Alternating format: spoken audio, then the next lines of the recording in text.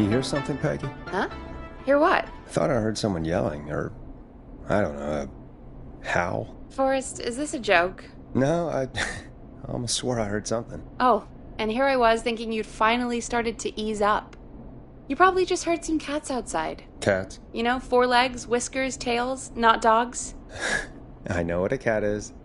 But, I mean, does Gallows Creek have a stray cat problem or something? Not since the rats moved in. Anyway, you ready to do the pre-flight checks? Seriously? Do we have to do these checks every time? And do you have to call them that? Reggie pays us to check the equipment before each show, and he pays us to call it a pre-flight check. But if you're sure you don't want to...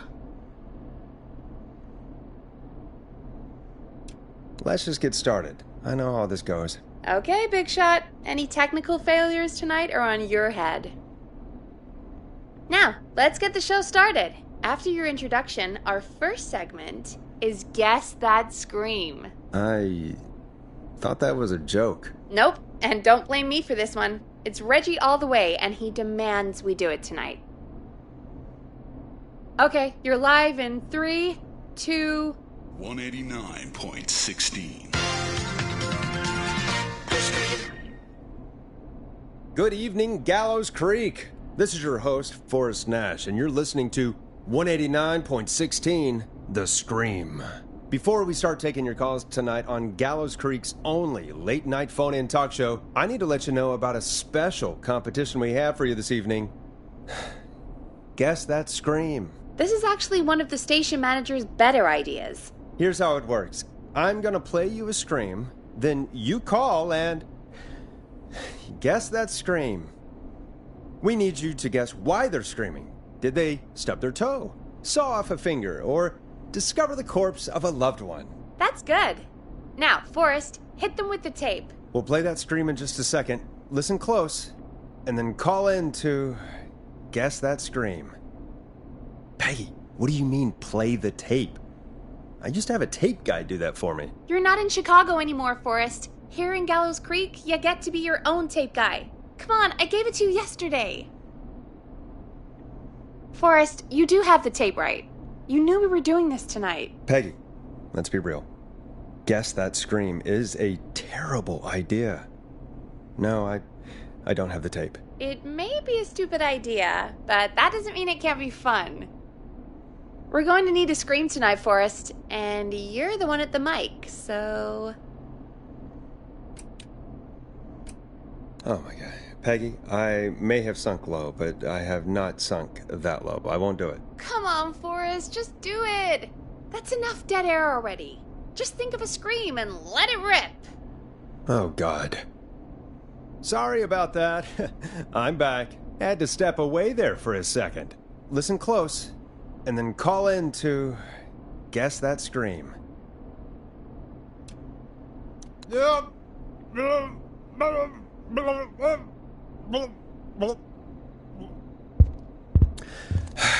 Well, folks, there you have it. Call in with your guesses, and if you get it right, you could win 2 tickets to the amazing Maze and 1 free fried dough. Fried dough? Just call in at 555-239-KFAM with your guess. Now, here's some music while you get dialing.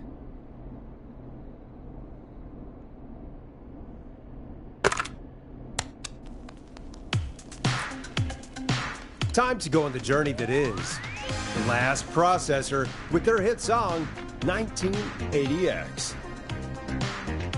Oh, God, Forrest, that was amazing. Thanks. I can't wait to hear what people think that was. How the hell did I get into this mess? Lighten up, Forrest. That's going to be the highlight of my week.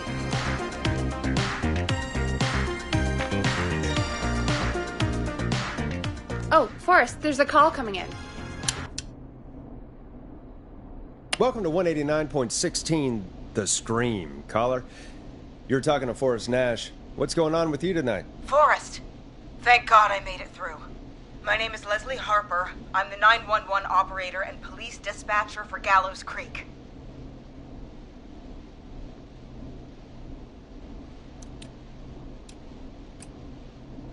Well, Leslie, I guess it must be a slow night for crime if you've got time to call in. What can we do for you? Slow night? Forrest, I found a body. I need help. Forrest, I recognize her voice. I'm pretty sure that actually is our 911 operator. I think this is real. Peggy, I'm not going to be happy if this is a prank. I don't do prank segments on my shows. It's in my contract. Forrest, I really don't think this is a prank.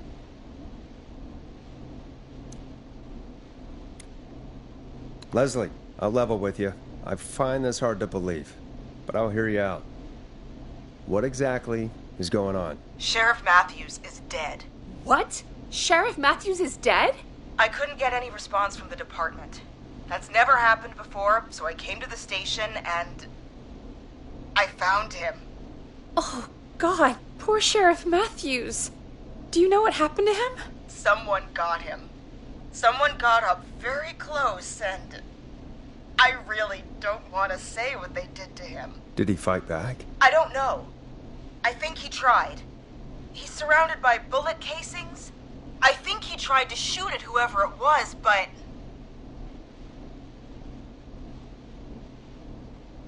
I don't understand. Where are the other officers? Do they know? Have they secured the scene or whatever cops are supposed to do? No. I checked everywhere. Deputy Martinez is here, but she's knocked out, tied up, and locked in a holding cell. I called you right after I found her. God. Wait. Please don't tell me that this hick town only has 2 cops. Don't be ridiculous. We have 3. But Officer Gunderson is on leave in Cancun.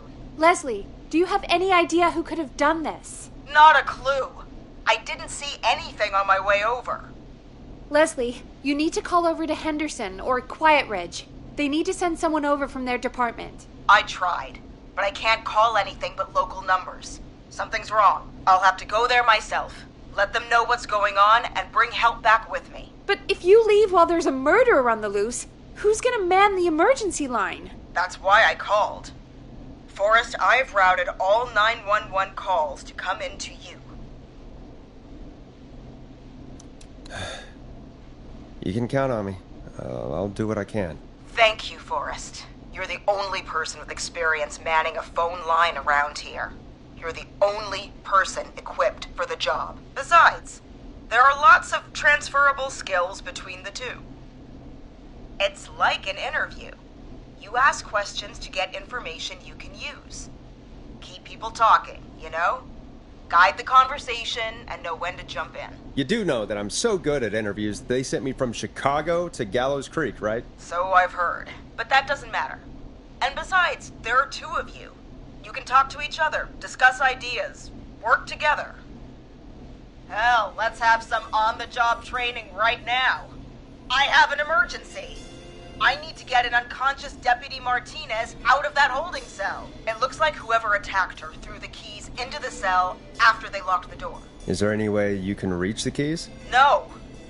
There aren't any bars to the cell, and the door itself only has a food tray slot. And that's too narrow for me to reach through. There's gotta be another way in. There's gotta be another set of keys somewhere in that office. Those can't be the only ones. Of course. Yes, there must be another set. Where might another set be? Maybe Sheriff Matthews had a set of keys on him when he... you know. I couldn't see any at a glance, but I didn't really look up close. 1 second. Oh, I think I might be sick. Sorry, Sheriff. I'm just gonna turn you over and... Oh. Please don't stare at me. Oh, wait. That might be them. I think I got the cell keys. Looks like Sheriff Matthews might have saved his deputy. Do the keys work? They do! Give me a minute to untie Deputy Martinez. I'll be right back. So far, so good, I suppose. How are you feeling, Forrest? Yeah, that seemed to go okay. Maybe Leslie was right. Maybe we can handle this 911 business. That's the spirit, Forrest. I think you're right. Though, I have to say, Well, I really hope this is the only call like this we get. Same. Come on, Martinez. There we go. I'm just gonna sit you in your office chair. We'll head to my car in a minute. I'm back. Deputy Martinez is still out cold. I'm taking her in the car with me to get help in Henderson. If the killer came back now, Martinez would be a sitting duck.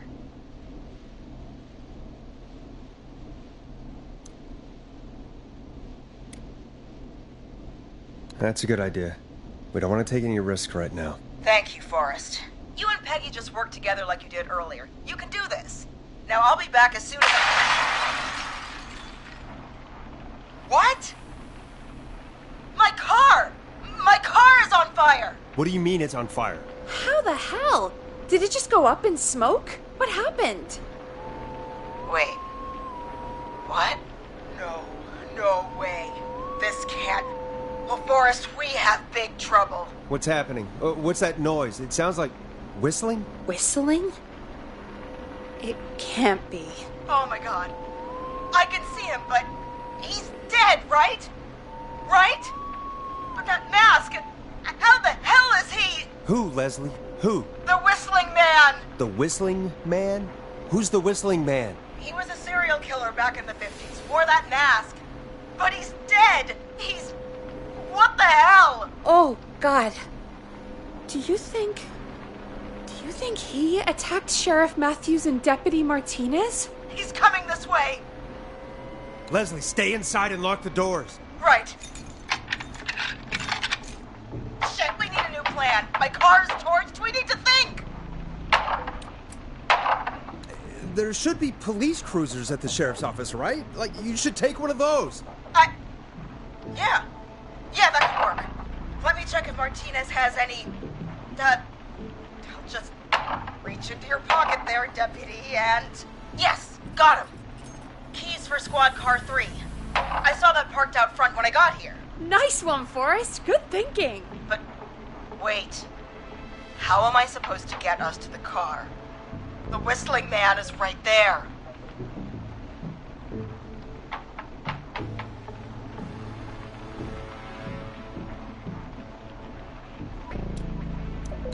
The sheriff must have a gun, right? Can you see it? There was a gun next to him. Let me grab it. Oh, shit. It's empty. He must have emptied it trying to defend himself. There must be a weapon lockup in the station, right? Could you grab something from there? I saw it earlier, but as you might have guessed, it was locked. But maybe one of these keys I got earlier will help. Let me see. No! Shit! None of the keys work. Are there any other weapons lying around that you could use? I didn't see anything earlier. Let me check Deputy Martinez's belt.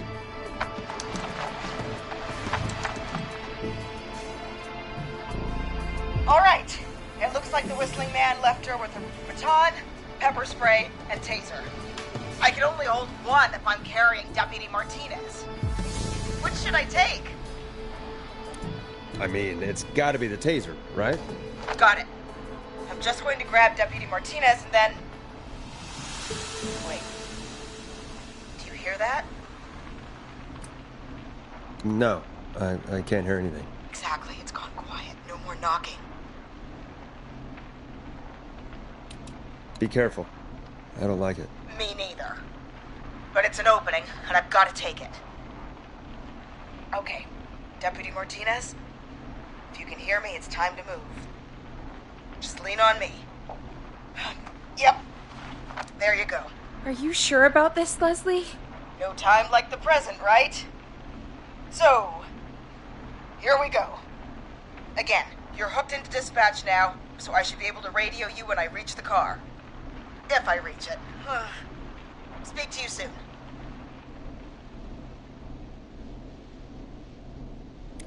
Good luck, Leslie.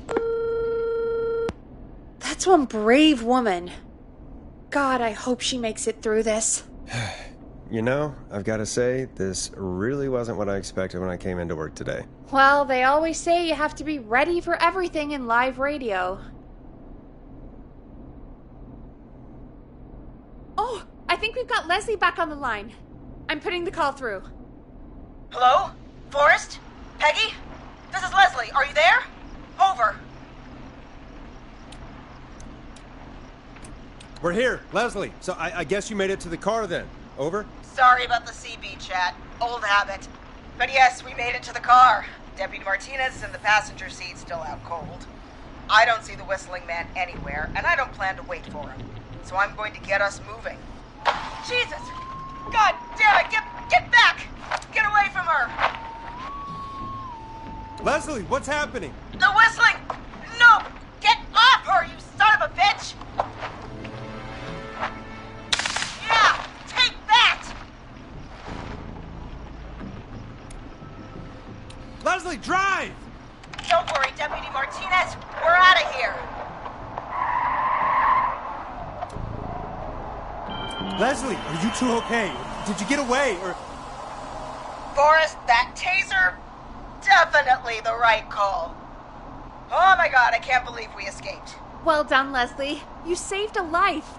Just another day for you. Oh my god, yeah. But let me tell you, I prefer doing it from your side of the phone.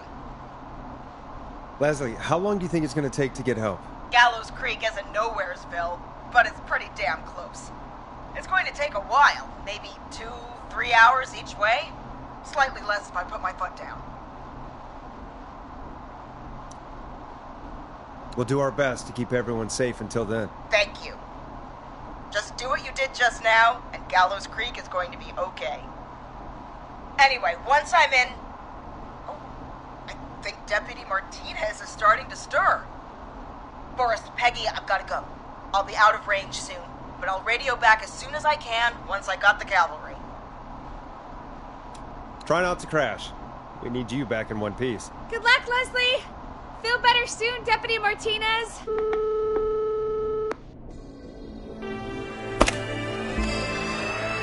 Folks, you heard it here. We've got a killer on the streets of Gallows Creek tonight. Please make sure to stay safe. And Leslie, we're counting on you. We're going to get back to the show meanwhile. If you have anything on your mind or have any information about this Whistling Man character, then give us a call. We'll talk here on 189.16, The Scream. For now, here's another hit record for you all to enjoy.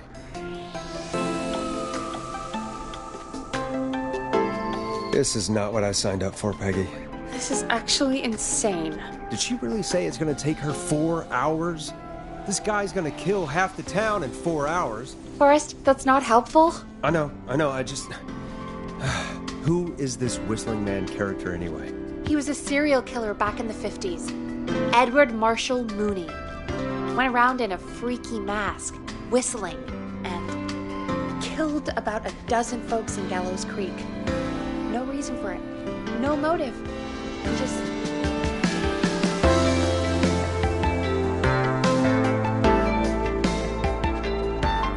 And he's come back tonight?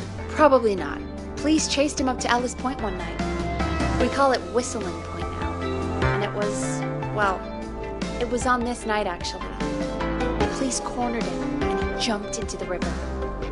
His body was never found. So is he alive? Dead? I mean, what's the story? Story is he's biding his time, waiting to take revenge on the town. All right, that's the story. What's the truth? Other than we have a whistling killer on our hands tonight, I don't know. All right.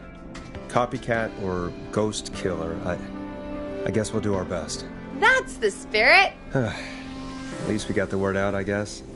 What kind of listening figures do we get at this time? On a Thursday after midnight, could be around 35? 35? Isn't 3,500? Huh. I didn't realize Gallows Creek was that large. No, 35 people. At best.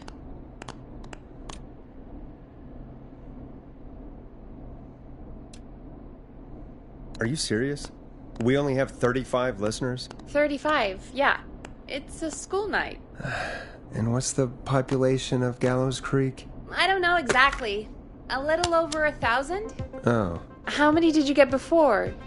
you know. Before my career exploded and I ended up on a midnight hour talk show in the town of 1,000 people? Yeah, before that. Around 5 for most shows on the low end. Big gas could pump that up to 10, 15, easy. 5,000 on the low end? We could only dream of that. 5 million. Million? Yeah, sometimes that's just the way it goes. At least the Whistling Man hasn't killed me yet. I guess. Yeah, I guess we're gonna learn a lot about perspective tonight, huh? Oh, we have a The call world coming famous in. annual Take it Gallows when you're Creek ready. Harvest Festival Okay, Forrest, is shut back! the music up. We got it all out on Giblet Field.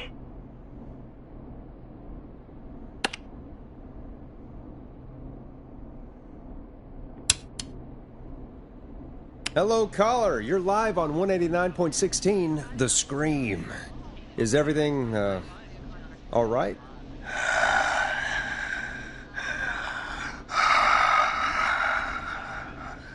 Okay, who is this? Are you, hello? Hello?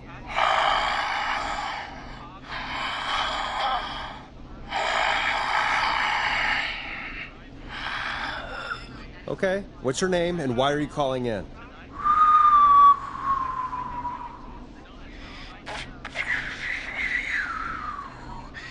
You know my name.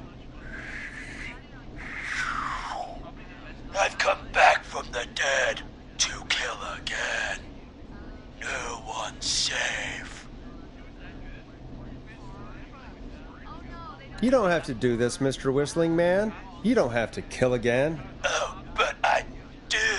You must make a sacrifice to us. A sacrifice? To us? I mean, me. We want cheese-dusted pretzels. I want cheese-dusted pretzels. Or I'll cut your face off. Goddamn kids. I'm cutting them off. Yeah, cut him off. We also want a mega gulp. For anyone just tuning in, we do, in fact, have an actual killer out on the streets tonight. Anyway, this next one's dedicated to all of you staying inside with your doors Field. and We windows got locked. the Little Miss Harvest Pageant, Princess Harvest Pageant, Harvest Queen Pageant, Cotton Candy, Corn Dogs, Cornhole, Corn on the Cob, Crokinole, Country Music, Can Jam, Jams, Jellies, Jamborees, Juggling, Roller Rickies, Roller Disco Lessons, Praying. We got baby crawling, balloon popping, balloons for sale, beard contest, Play a horseshoes, record hayride, for hay us. toss, hey you there, safe donkeys and ponies, apple bobbing, firearm, fireworks, funnel cakes, fried dough, sheets, bitten, sand licking, cracker cramming, and cat shop. And fake tattoo, face painting, puppets, petting zoo, amazing maze, square dancing, story swapping, spelling bee, quilting bee, and sewing Better put a circle, record on. pie eating, lawnmower racing, hot dog eating contest, flower contest, and of course our famous gourd measure-off. The festival is brought to you by Mayor Linda Cartwright, sponsored by Gallows and Sons Factory, and dedicated to the memory of Garrett Miley, tragically taken from us last festival. Dead air is a crime, Forrest.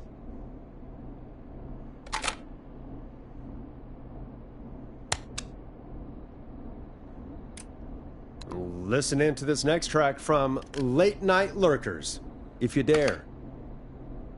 Peggy, the hell was that? Kids pretending to be a killer who right now is stalking the town? It's a thing. A thing? Ugh, kids around here. They pull pranks pretending to be him. By pretending to be this Whistling Man character? They think it's funny, but it's not. It's not funny at all. And there's no chance that our Whistling Man was just a prank. That Leslie... No, that's real. Christ. Let's stay positive. We still have a show to do. We already have another caller on the line. All right. Let's do this.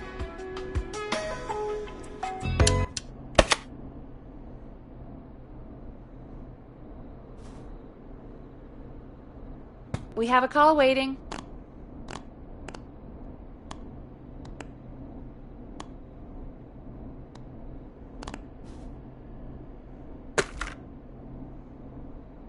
Hello, caller. You're live on The Scream with me, Forrest Nash. What? I dialed 911. I need the sheriff right away. Okay, right. Well, I'm filling in for 911 tonight. What's your name and what's your trouble? My name is Sandra Sharp, and I need the cops now. I'm sorry, Sandra, but the sheriff is dead. We're trying to get help in from Henderson now. What? God. Listen, you've got to help me then. I drove to the edge of town for a jazz run, and now some psycho dressed like the Whistling Man is after me, knife in hand. Oh, God. It's actually happening. Where are you now? Did you escape to somewhere safe? Oh, I did, baby. I jazz ran all the way to my car and nothing flat. But I dropped my keys somewhere along the way. I never locked the door, so I've got a place to hide, but I can't get moving.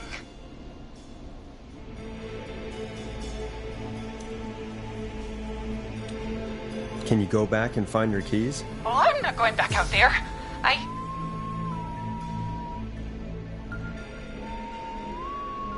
Oh, shoot. Oh, he's back. Look, I don't know a thing about cars, but I gotta start this engine without the keys, and you're gonna have to help me. Wait, I don't... If it helps, I've got a toolkit buried beneath my spare sweatbands. I'll call you back when I find it. You're listening to 189.16, The Scream. Hosted by me, Forrest Nash, your friendly neighborhood radio host, mechanic and savior. Sit tight while the record spins, folks. This one goes out to you, Sandra. Doesn't the station have a show about cars? The Tamora twins or something? Timberline Twins Talk Motors. Yeah. You know they're not even brothers. Really? They look the same, though. I know, but they're not even related. It's weird. I asked them about it once, and they got really sweaty and defensive. Anyway, go see what you can find. The offices are out the door and down the hall.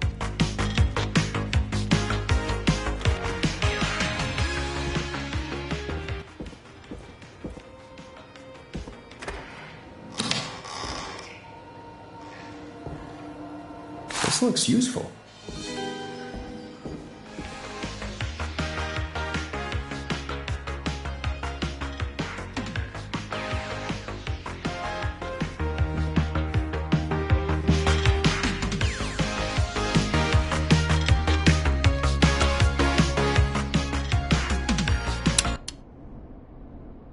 You find anything? Yeah, I found a magazine about hot wiring cars. Well, that sounds perfect. Caller on line 1. Thanks, Peggy.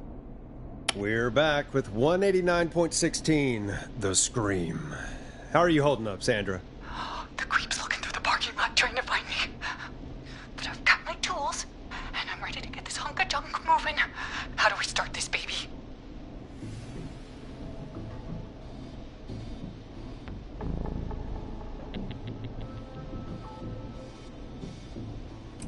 Put the screwdriver in the ignition and twist clockwise. Here goes, baby.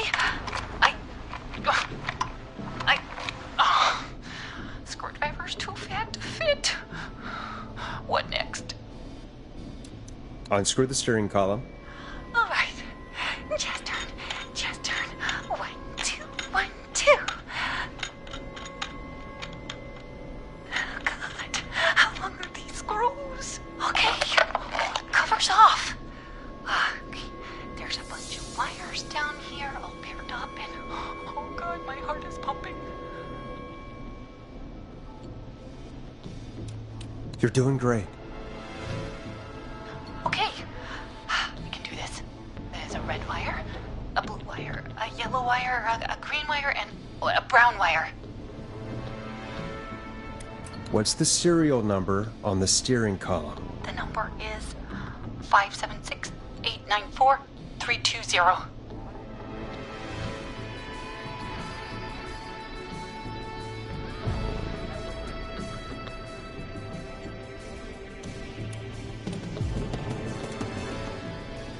Strip and twist together the red and yellow wires. All right. We take the red and the yellow, and we twist and we turn.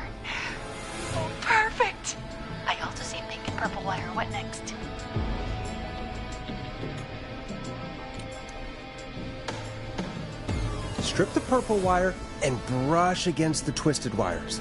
Okay. We strip and we brush and... Energize that body!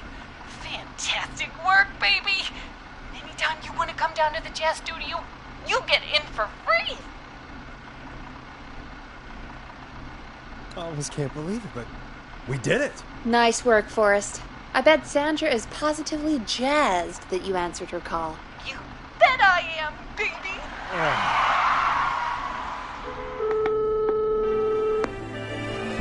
We did it, Forrest! We sure did. Here comes another hit track that we're excited to share with you. And remember, if you're also having car troubles, then tune in to Timberline Twins Talk Motors here on 189.16, Monday to Friday at 5. Take it away, Forrest. Let's Storm Riders take you on a rock and roll ride with the Glam Jam. I still can't believe this is happening. Right? Like Gallows Creek didn't already have enough to worry about? What do you mean? Gallows Creek is a miserable place to live. Really? Miserable?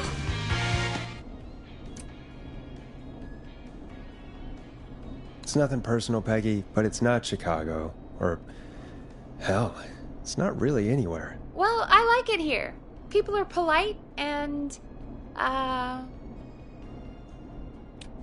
friendly, usually, if you get to know them. Come on, there must be something you like about this place. After a while, you don't even notice the smell? I guess that's nice. Smell? What the? There's no smell.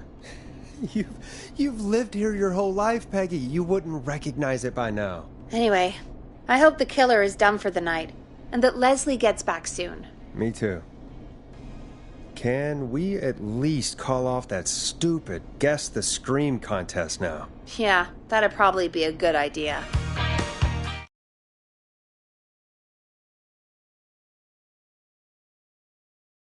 Caller on line 1.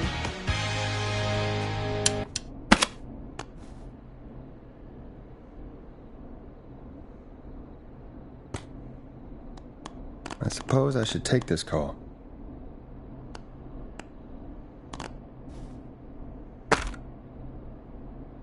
Evening, caller. This is Forrest Nash, host of 189.16, The Scream. And tonight's 911 stand-in. Hey, Forrest. My name is Brian. Brian Ponte. Brian Ponte of Ponte's Pizza.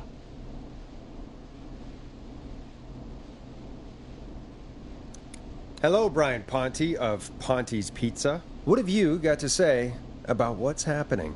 I'm so happy that Deputy Martinez survived. I've seen her a lot over the years down here at Ponte's Pizza. Oh, you did a really great job.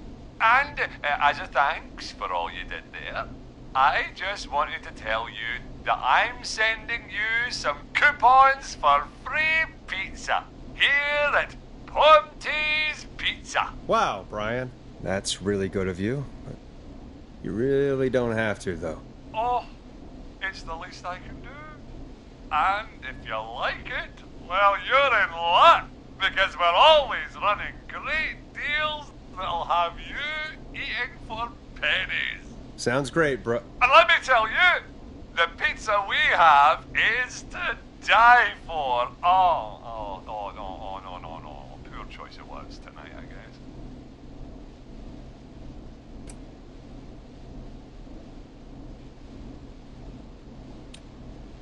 That was pretty tasteless, I have to say. I'm sorry, Forrest. Well, I just hope I didn't put you or anyone else off coming on down to Ponte's Pizza. We've got a great special this weekend. Our famous beer and pizza deal. Wait a minute. Come on down to Ponte's Pizza this weekend. You've just got to pay for one slice to get yourself... God damn it, you're just calling in to advertise your shop. Peggy, hang up on him. Done. Oh, real quick, before I forget, it's probably time we played a paid ad. Now, a word from our sponsors. You know how to play an ad, right? Sure. Done. Teddy Gallows Jr. is a family man, a devout Christian, and a proud patriot. Teddy Gallows Jr. is Gallows Creek. Like his father and all his fathers before him, Teddy Gallows Jr. has worked hard to create jobs, improve infrastructure, and make Gallows Creek a good place to raise a family. Unlike current mayor Linda Cartwright, Teddy Gallows Jr. lives in Gallows Creek. He's our neighbor, and he stands with our neighbors. Like Sheriff Matthews, who, after years of keeping the peace, Mayor Cartwright is trying to force into early retirement.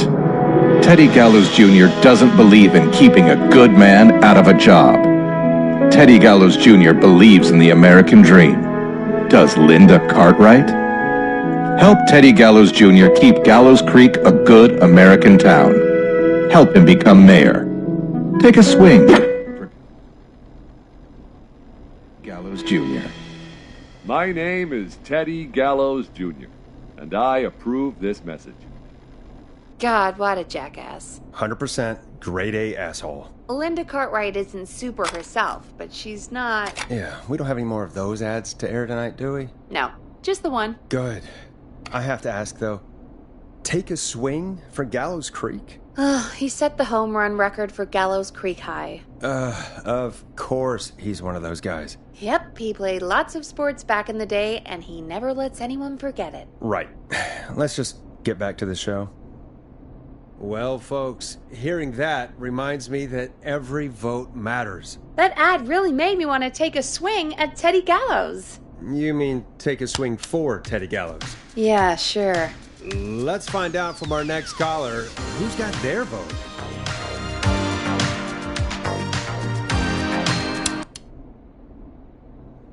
Welcome to The Scream with me, Forrest Nash. Yeah, Leslie. This is Maurice Russell from the Gallows Reporter. I'm at the office. This guy just broke in downstairs and... Wait. Forrest Nash? I want to speak to 911. Put Leslie on. What? God, another one? Leslie's driving to Henderson right now. She left me in charge. Why on earth is Leslie... Oh, never mind. Just put me on with Sheriff Matthews. Sheriff Matthews is dead. Dead? What happened? Did you witness the incident? Are you willing to do an interview for the reporter? I can cite you as an anonymous source, if that's a concern. We're live on the air. Anything we say can and will be broadcast. Live on... Damn it. All right. There's obviously a lot more going on than I know. Yeah, there's a lot happening tonight. You said someone broke in. That's nothing to get worked up about. Some idiot kid just broke in, dressed as the Whistling Man. Teens. They get worse every year. This punk wasn't even a disappointing twinkle in his daddy's eye when Edward Marshall Mooney stalked the town. But I was there. I covered it. You don't understand. That's not a prankster. That's the Whistling Man. Of course it's not. It's a stupid kid. Every year this happens. They think it's funny. Not a big deal, old man. But they didn't live through the terror 30 years ago.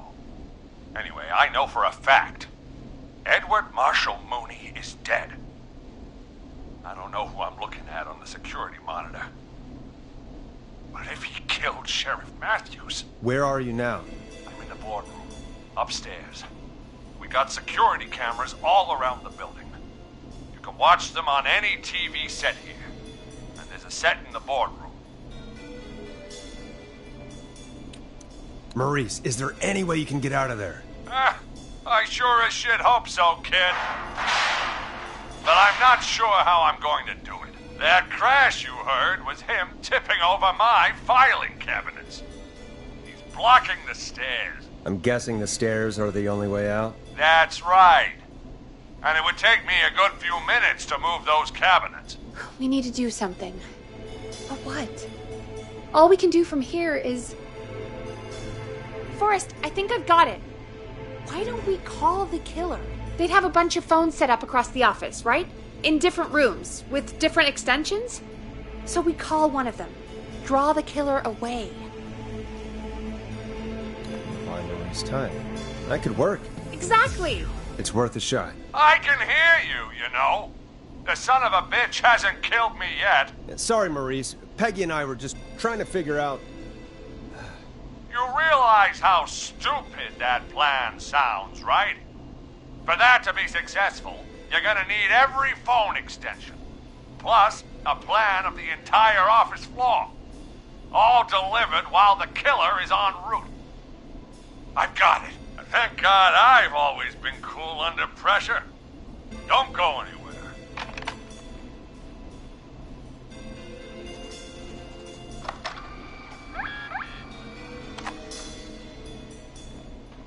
You don't think the killer got him, do you? Mr. Russell. I'm here.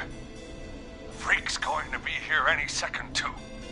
Go check your fax machine. Don't let me down.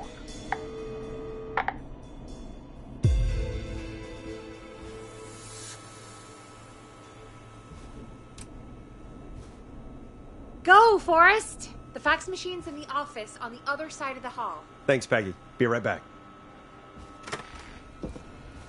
Okay. Go to the office on the other end of the hall. Grab the fax from the machine. Easy. So many locked doors, so few keys. This must be it.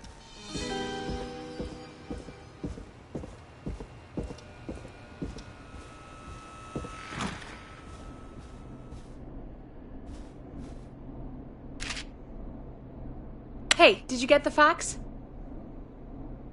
Yes, I have. Mr. Russell, you still with us? I am. You get my fax? Yeah, I got it right here. Good. I knew you could at least manage that. Okay, folks, we're back on the line with Maurice. Let's see if we can help him avoid the Whistling Man. Here's the situation. The Whistling Man searched every room in the hall leading up to the boardroom. And now, he's in the office next door.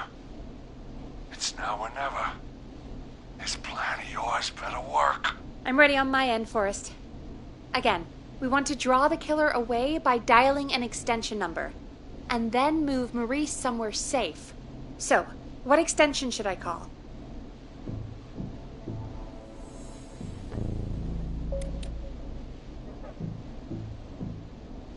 Call the editor's office. The extension is 03. Got it.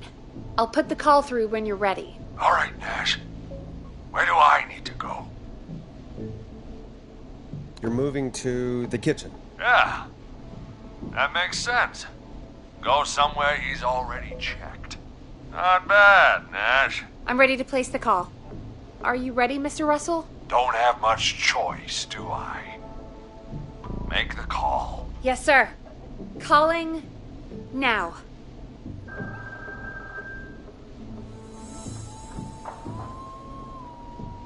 I can't believe it. He's actually heading to my office. It was all Peggy's idea. Credit goes to her. Don't mention it. The coast is clear.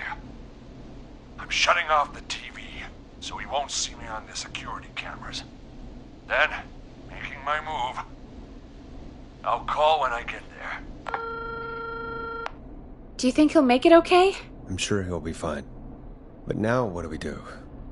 We gotta find some way for him to get past that barricade. What do you mean? I don't think calling the Whistling Man is gonna buy Maurice enough time to move those cabinets. We gotta think of something else. Yeah. Maybe we could... Oh! Call incoming. You ready? Ready as I'll ever be. I put him through. Alrighty. Mr. Russell, are you there? I am. I don't think he saw me. I've gotta give you credit for that, but I'm not out of the woods yet. Right. Let's review where we are. So, the only way out is by the stairs, which the Whistling Man has blocked with furniture. Exactly. I can move the furniture out of the way, but not quickly or quietly.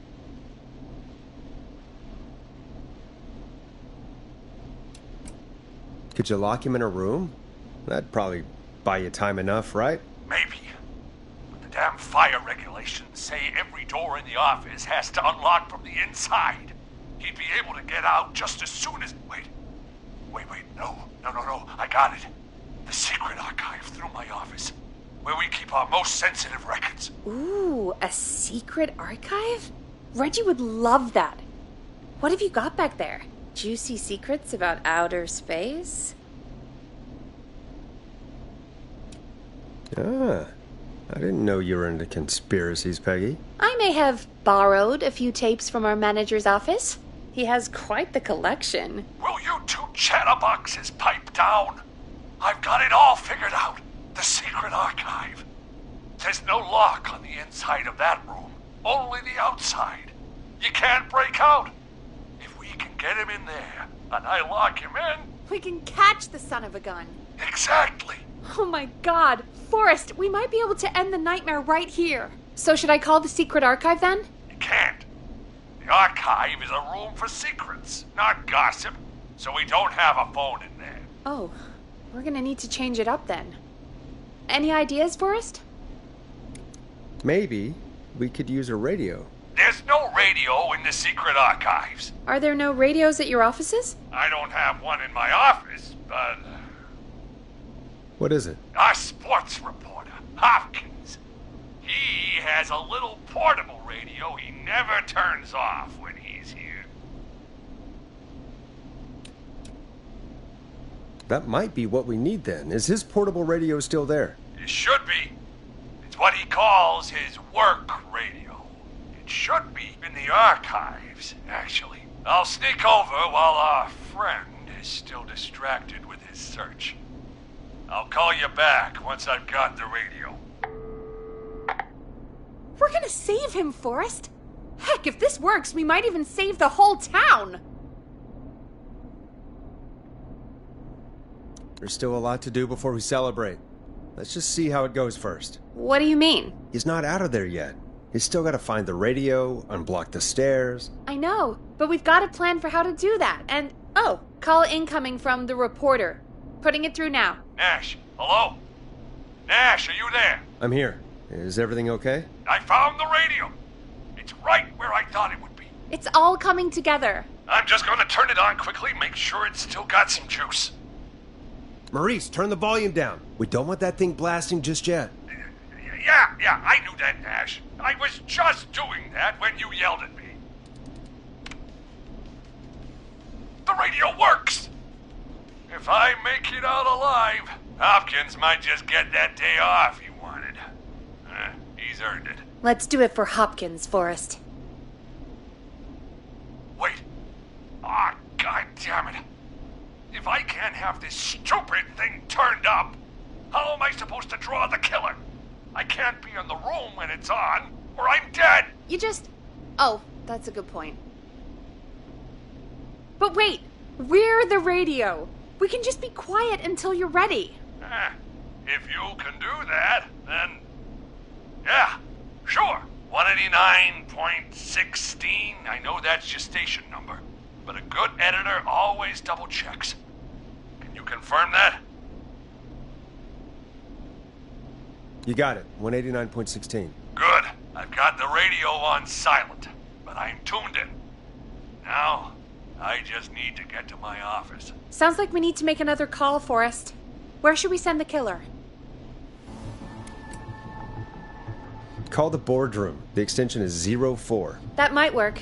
The boardroom is fairly close to the editor's office, but we haven't seen the killer go there yet. Are you sure? I'm sure. Make the call. Okay, calling the boardroom now.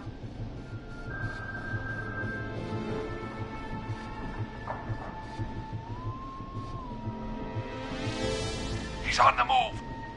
I'll call you guys from my office in a second. Looks like we're almost through this nightmare. Any idea what you'll say to draw the killer in? I'm gonna do my best impersonation of Maurice. I think that'll draw the killer in. What's your Mr. Russell impression? I think I gave that masked freak the slip.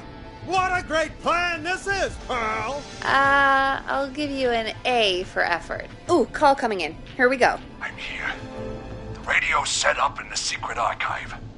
Just give me the signal, and I'll turn it all the way up. Where will you hide in the meantime? Good question. It's under my desk, but you can see under it. I've got a big cabinet, but that'll take me a second to get into. Anywhere else? Not really. There's the secret archive itself, but that's where the kill is going. I could try the cubicles, but they're pretty far away.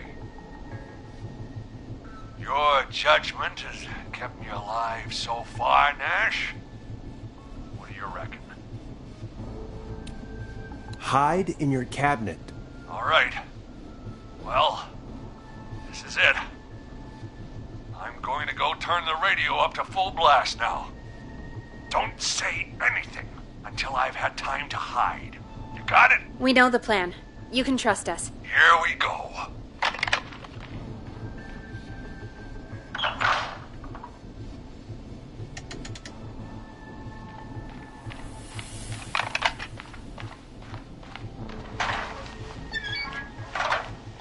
I think it should be safe now, Forrest. That's it!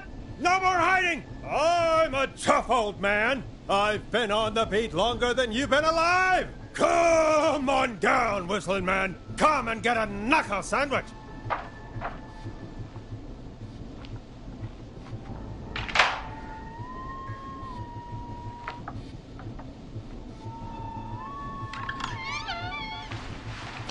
Listeners, this is Forrest Nash of 189.16, The Scream. And if you just tuned in, See you in hell, kid! we just locked up the Whistling Man. Forrest, you beautiful bastard! I can't believe that actually worked! If I'm being honest, I can't believe it either. Thank God it's over. I'll be off now. Gotta get out of here. Write up a few notes. Call a few friends. I'd feel safer waiting for the cops to come grab this freak with some company. Hey, maybe you and me could do an interview tomorrow for the Gallows Reporter. I'll think about it. Let's see what tomorrow brings. I'll take that as a yes. Talk to you soon. There we are, folks. The Whistling Man is locked up. Let's all take a deep breath. And play some killer tunes.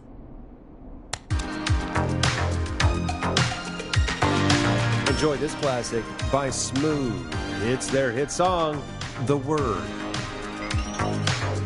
Looks like the night should be pretty easy from here on out. Right? Thank God that's over. I guess we got some downtime now.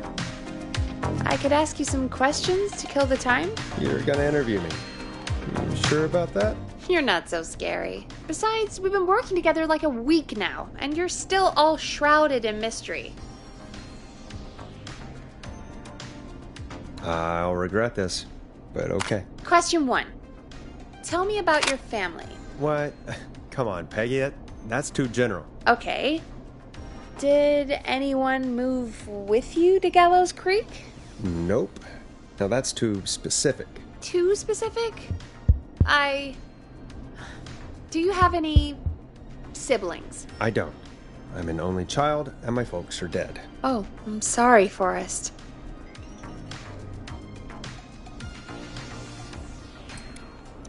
It's okay, Peggy. That's how it goes. Anyway, what about you? Any siblings? Your mom and pop still around? I thought I was asking the questions. You are. I'm just making conversation now. Oh. Well, my folks went the same way as yours. Oh. Yeah. My dad walked out when I was about 13. He'd been a wreck for a while. Then he got himself into a wreck, and, well, that was Dad. Mom didn't take it well. She remarried pretty quick after that. She wanted to forget Dad so bad, she even made me take my stepdad's last name. So I'm Peggy Weaver now.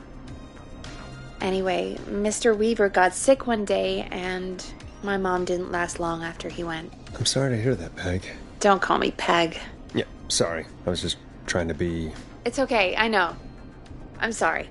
I'm defensive about that name. Any siblings? Funny you mention that now. No. Not anymore. I had a sister, but I haven't seen her since before my dad. Hold on. Someone just rang the door buzzer. What on earth could someone want at this hour? I don't know. Do you want to go check it out? Me? You sure you don't want to go? I can't leave the booth while we're on air. One of Reggie's K-Fam regulations. I'll pass you the key to the stairs.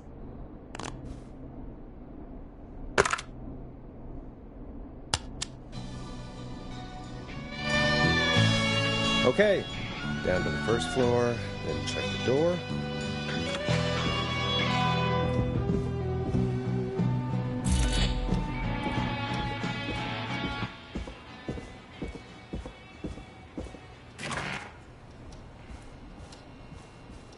Wow, that was ominous. A tape. Play on air.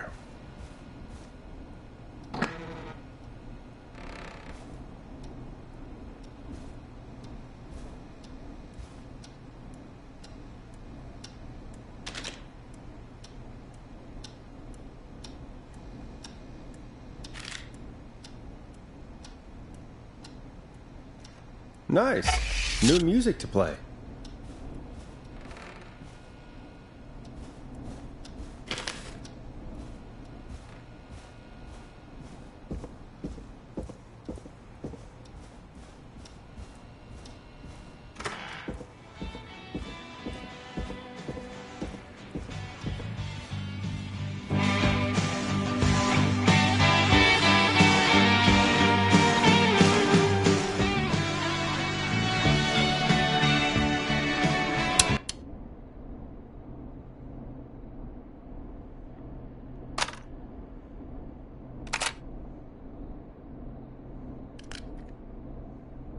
Who was there? I didn't see who it was. Are they still out there? No. They left as soon as I went down there. They pushed a cassette through the door. It says, "Play me on air." All right. Put it on, I guess. Let's see what it is. Hello, Gallows Creek. Time to pay the price. Time to pay for lives. Time to sit there. I will punish you. I'm going to enjoy this. I did not enjoy that. What the hell was that? Oh, Forrest, we're still on air. Say something. That, wasn't the ad tape we meant to play. Sorry, folks. It won't happen again. Maurice locked the killer up. I know.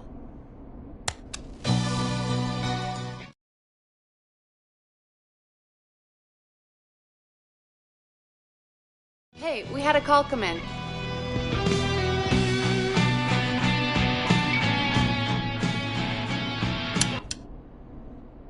Caller, you're on 189.16 The Scream with... Ash! Shut up and listen to me! Mr. Russell? What's wrong? Are you okay? I said listen! He's gone! The Whistling Man is gone!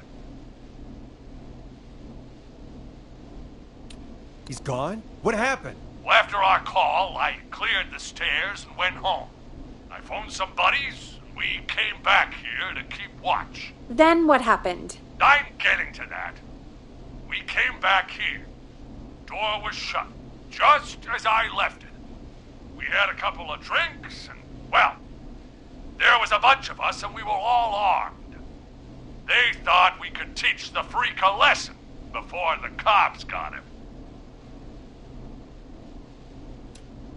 Did you let him escape? Of course we didn't. I demand you retract that accusation. Damn it, Maurice. Just tell me what happened with this plan of yours. This was not my idea. The guys just grabbed their weapons and unlocked the door. I braced myself and... Then nothing. The room was empty. The door was still locked. How the hell did he get out? are you sure it was still locked? I'm telling you, it was locked. No way out of there. None. Maybe. I mean, I know it's crazy, but if he's back from the dead, then...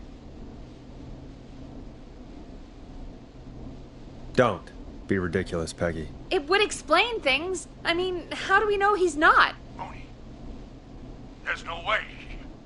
Whoa, did you say something, Maurice? Baloney. I said baloney.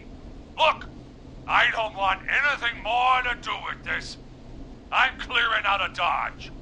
And I recommend you and everyone listening do the same. He seems really spooked.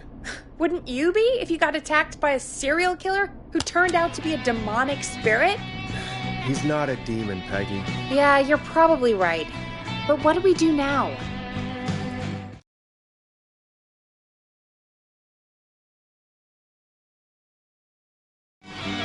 Thank you again, Mrs. Mackenzie, for the helpful tip. The bagger at the grocery store cannot whistle.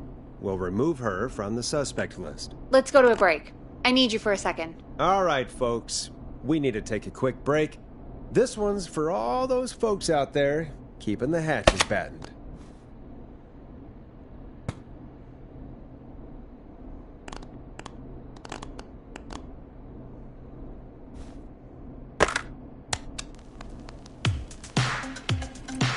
Hope you enjoy this one as much as I do. All right, Peggy, what's up? I pushed a cassette under my door. Go play it.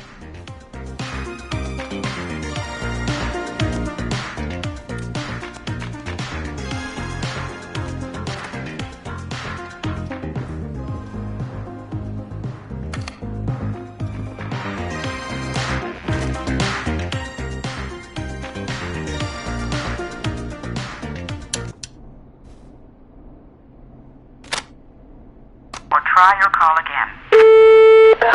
Straight to voicemail? My God. Are there any professionals at KFAM?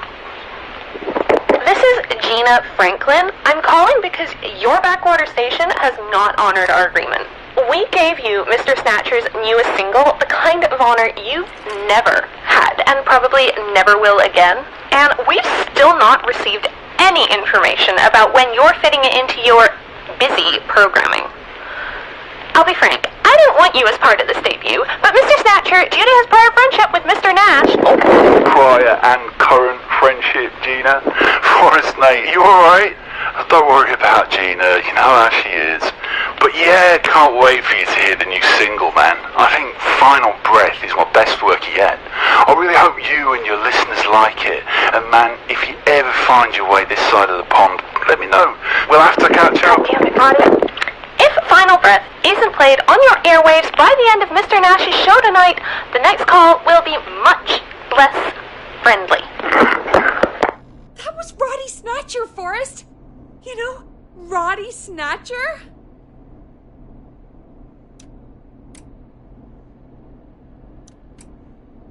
That used to be a big deal, Peggy. I knew lots of people. I love Roddy. I Will Always Find You was my song. I wish we still had it in rotation. Oh my God, I can't believe you know Roddy Snatcher. And I can't believe you didn't tell me he sent you his new single. We have to play Final Breath. Where is it? I found it earlier, hidden away at reception. Ugh, why didn't Barbara say anything? I mean, well, if that fiasco last Friday about the missing Knife and Easy track is any indication, folks at KFAM aren't against hoarding station music for personal use. I think we're still missing a few tracks, actually. Well, we have it now. Let's put it on. Gallows Creek. I'm pleased to say we're in for a much-needed treat. Up next, courtesy of the British sensation himself, is a track you won't hear everywhere. Here's Final Breath by Roddy Snatcher. Wow. God, Roddy's the best. He is. And more importantly, we should be safe from the worst of Gina Franklin.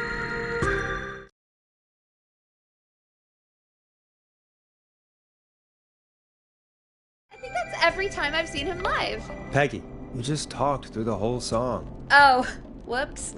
It's okay. I can just play it on loop later. Oh, shoot. I just noticed we have a caller waiting. I really hope it's nothing serious.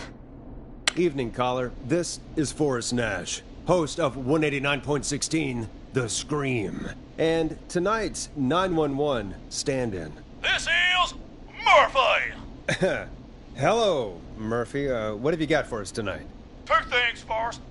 First, happy birthday to my son, Fernando. He's 3 today, and man, being his daddy has changed my life. I've learned how to live, how to laugh, most importantly, how to love. Aw, happy birthday, Fernando.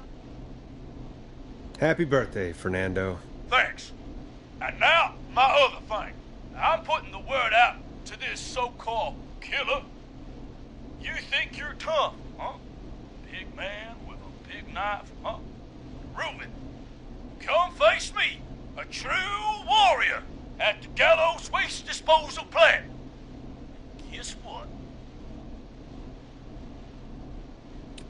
Are you gonna kick his ass, Murphy? Goddamn right! I'm gonna kick his ass! I got all the tapes in Master Robbie's Dojo series. So get ready, Whistling Man. You just let loose the junkyard dog. Oh, no. And there he goes. Ladies and gentlemen, keep your fingers crossed for Murphy as he tries to become our hometown hero. Anyway, we'll be right back after this commercial.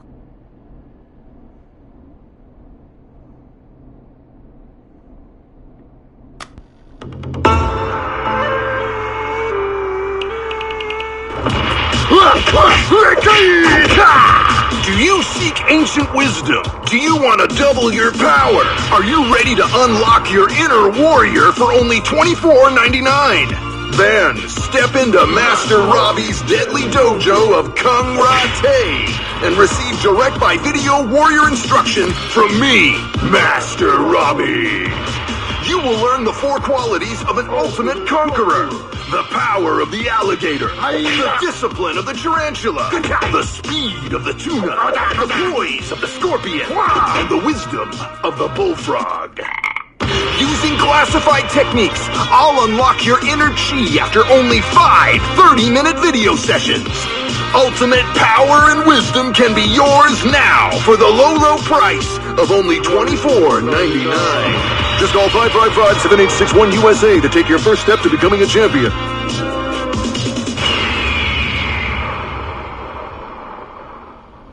Never forget the element of surprise! If you buy today, you'll receive 2 additional VHS tapes.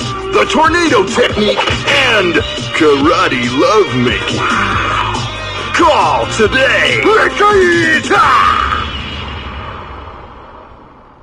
Do people really buy this kind of thing? Don't pretend like you're not interested. I mean, I wouldn't buy them, but I might watch them, I guess. Yeah, I bet karate lovemaking sure is something. Is Forrest Nash at a loss for words? Let's just get to the show.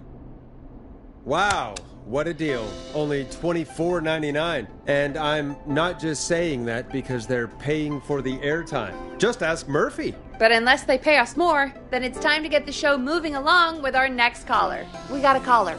You know what to do.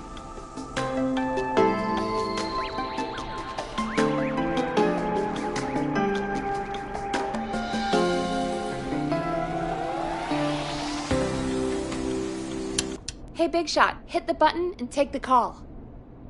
Hello, caller. You're live on The Scream with me, Forrest Nash. Who's there? Who is this?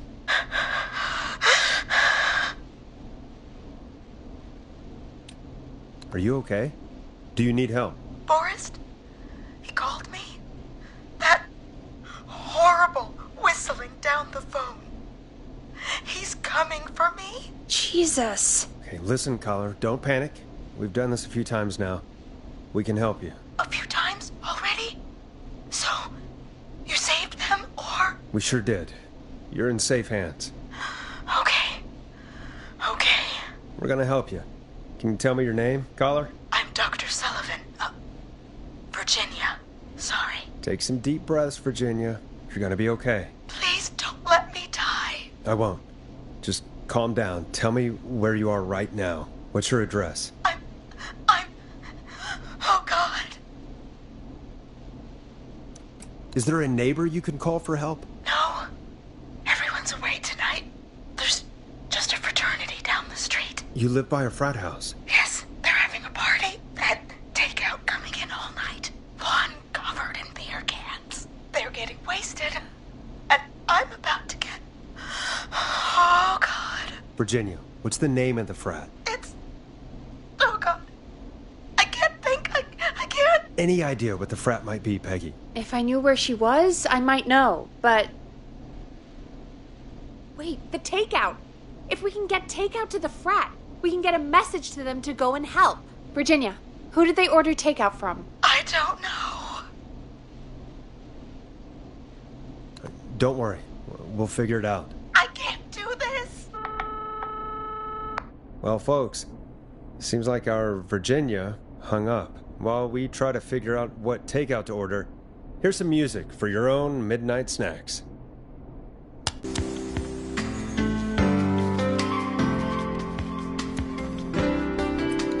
Peggy, what places do takeout in Gallows Creek? Off the top of my head? Well...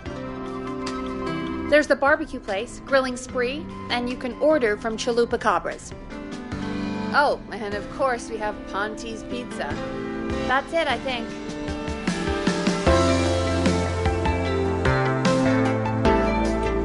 All right. We'll call each place and ask who they deliver to tonight. That's not going to work. Takeout client privilege. What? There was a lot of competition back in the day. Things got ugly.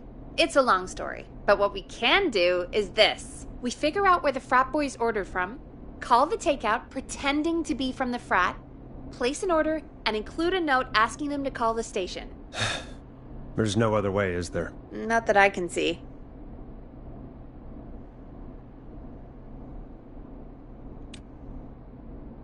You know, it's things like this that make me hate this town. Complain after you save her, Forrest. You got any suggestions on where to look? Check the offices for anything food-related, and maybe the kitchen downstairs. You'll need a key for that. I'll just slide it under my door now. Thanks, Peggy. God, where to start? What would make me order from somewhere if I were a partying frat boy? We have a food critic, right? Chad or Brad or... I'll just have to look around.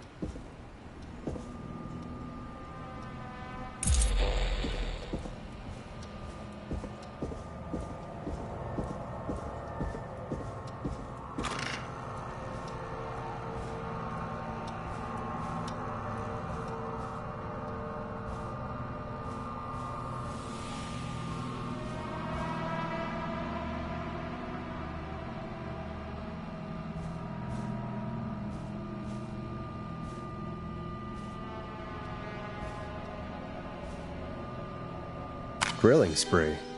I better see what's on this tape.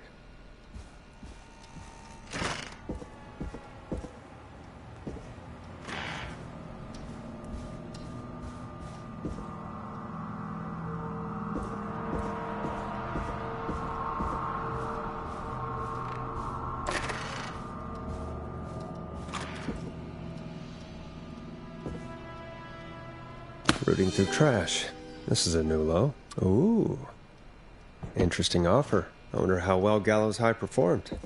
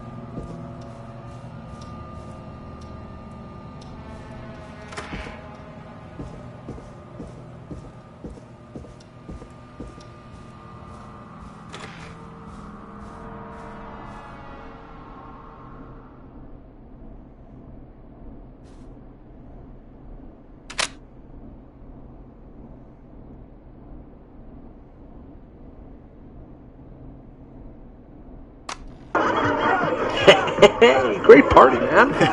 Thanks. Can I grab another beer? Hey, sure find anything Let me useful? grab you one out of the fridge. Oh no, we're out of beer.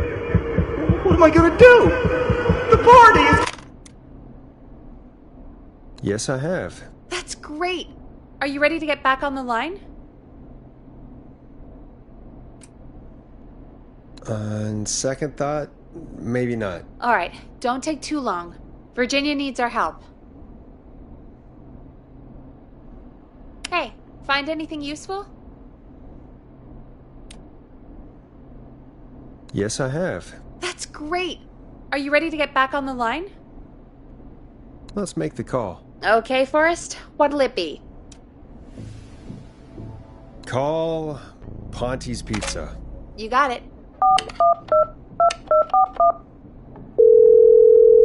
Ponte's Pizza is on the line. Ponte's Pizza. May I take your order? Fratman calling. We're in major need of foods for dudes. May I take your order? I need some garlic bread. I need the bread. Can do. Where do you want that delivered? Same place as before, you know. The frat house. Got it. And we'll have that over to you right away. Oh, and one more thing. Can you add a note to the order that says to call K-Fam? K-Fam? Oh, consider it done. The folks at K-Fam are huge fans of Ponte's Pizza, you know. I should really call them and let them know. And now we wait. We should put a song on.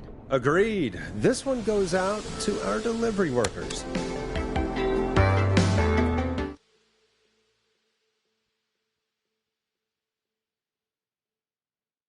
Which of the takeout places would you order from? To save Virginia? No, where would you actually eat? Oh, I mean, they're all pretty equal.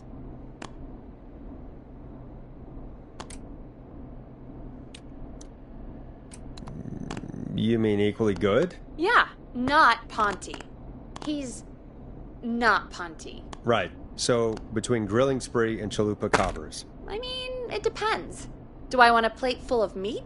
Or do I want really, really good nachos? It can change depending on the day, you know? Yeah, fair enough. Maybe I... Hold that thought, Forrest. We've got a call coming in.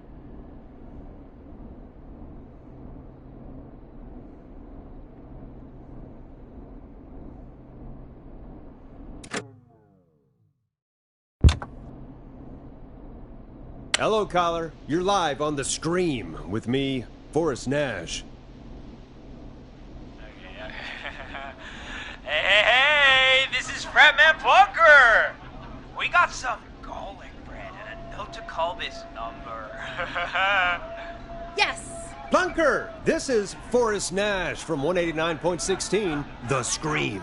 And... Is this Goose? Oh, man. It's totally you, isn't it, Goose? This is such a Goose prank. No, this is Forrest Nash, host of...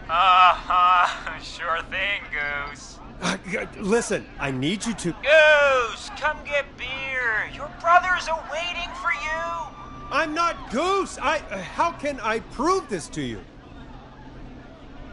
Oh, let me get a second opinion on this. Norman the Barbarian! What do you think? Great idea. Norman the Barbarian says only the radio man can control it. So, play us the flow.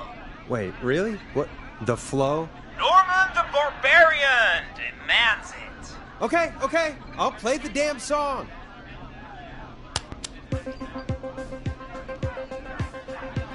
Oh, shit. Okay, radio man. Got my attention.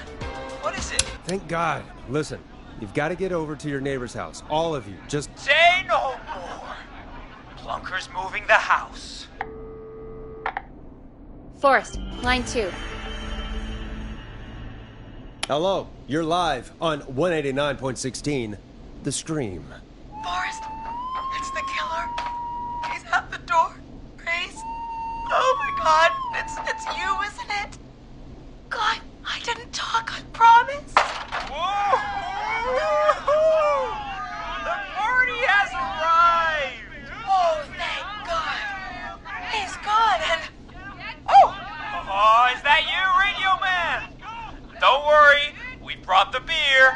Good times are here. I could use a drink. Thank you, Forrest. You're welcome, Virginia. And thank you to Plunker and his fraternity brothers. Some heroes wear capes, some wear sheets as togas.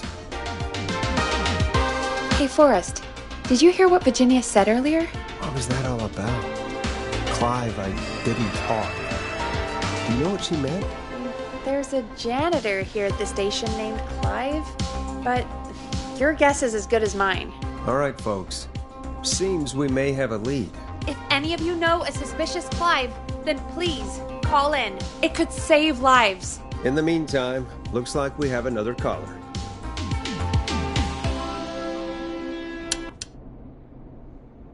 Hello, caller. You're live on The Scream with me, Forrest Nash. It's great to speak with you, Forrest. As a local small business owner, I find this all horrifying. A killer roaming the streets of our fair town? Terrible. I hear you there. It's a scary time for everyone in Gallows Creek. How are you holding up? You somewhere safe tonight? Yes, Forrest, I am. I'm here at work in my small business. It's a safe, family-friendly place. Oh, what small business do you own? Oh, well, I'm not really big on promotion, but since you ask, it's Ponty's Pizza! The best and only pizza place in town! Come on down and get yourself a cracking deal on our 2-for-1. God damn it, Ponty, no! No free ads! I mean, I guess we can't be that mad at him. Calling Ponty's did save Virginia. I can be mad, Peggy. That sort of thing just...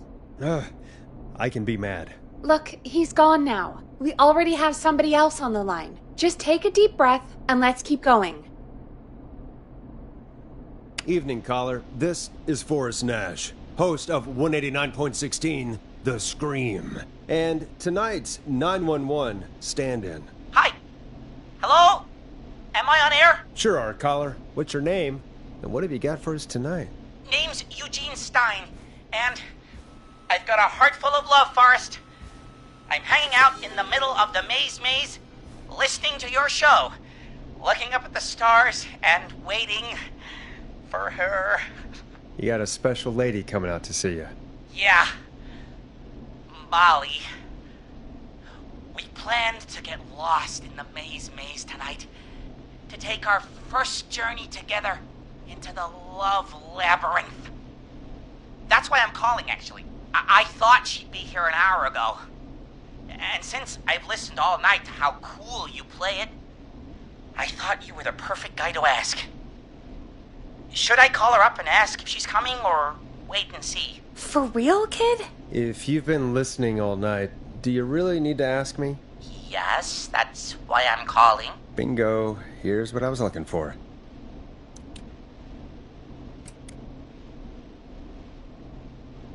Eugene, you really need to go home to your parents. My parents are dead, actually. But, Oh, jeez. yeah, I guess it's not the night. Hang on. I hear some rustling. I guess she came after all. Molly! I'm in the middle! It'll take a little while to get here, but, thanks again, Forrest. It's been good talking. Oh, wait a second. Molly can't whistle. No, this is supposed to be the best night of my life! Not the worst.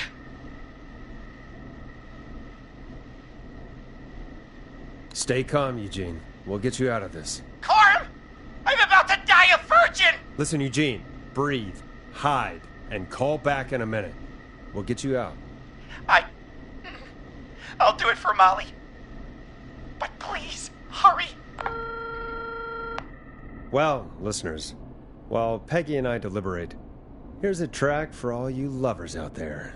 How the hell am I supposed to get him through the maze? You know Barbara, our receptionist? She's a maze fanatic. Shame she isn't here. I was supposed to go with her last week, but she changed her mind.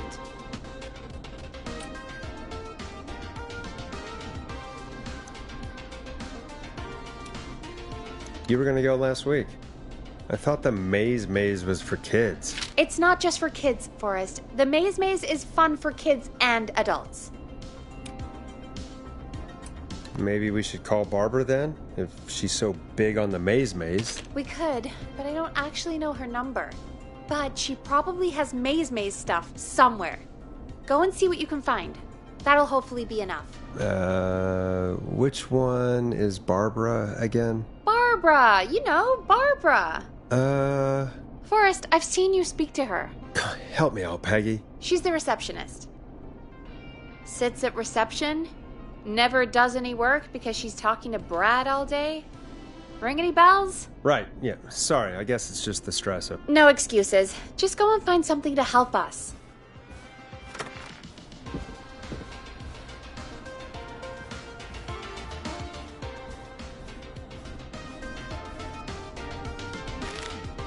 Any luck? Yeah, I found a map for the maze in the trash. Why was it in the trash? Never mind. It doesn't matter right now. That's a question for Barbara later. Eugene called while you were away. He's on line 1. Time to turn the music off. Welcome back to 189.16 The Scream. I hope you lovers like that track. And I hope we can help our lover in the maze. Eugene, you're back on air. I'm lost, Forrest. I just ran and I don't know where I am.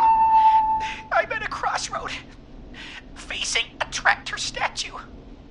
There are hay bales painted gold on my right. Go left.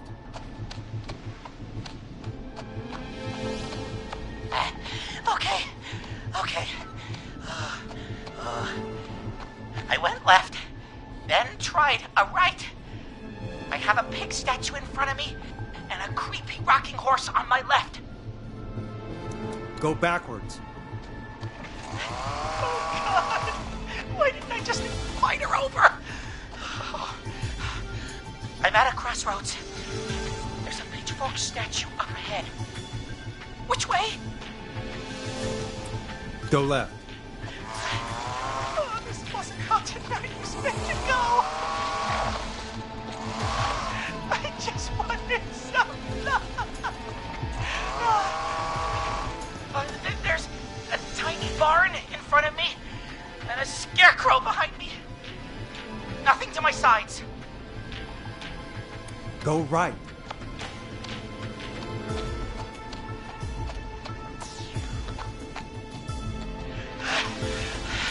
I can't run much more. I just passed a corn silo. Didn't see anything else.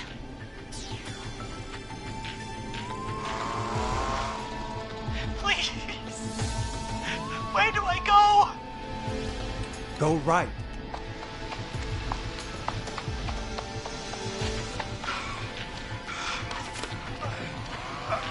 Goodness sake.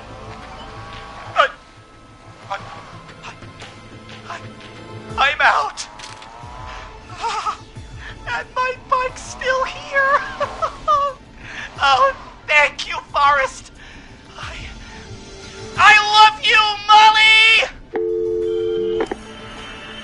That was tense. I think I held my breath the whole time. I think it went pretty well, all told. I think you're right. By the way, why do you think Molly missed their date? Do you think she's okay? Unfortunately for Eugene, I think she probably never left home.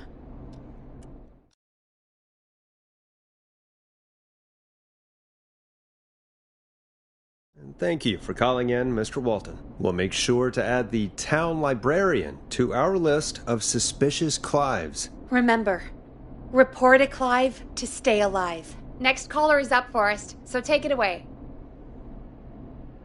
Caller, you're through to Forrest Nash on 189.16, The Scream. Hey, wonderful show tonight, Forrest. Well, that's kind of you to say. Thank you. What's your name, caller? You can call me Dawn. Could you play my tune, Forrest? Your tune.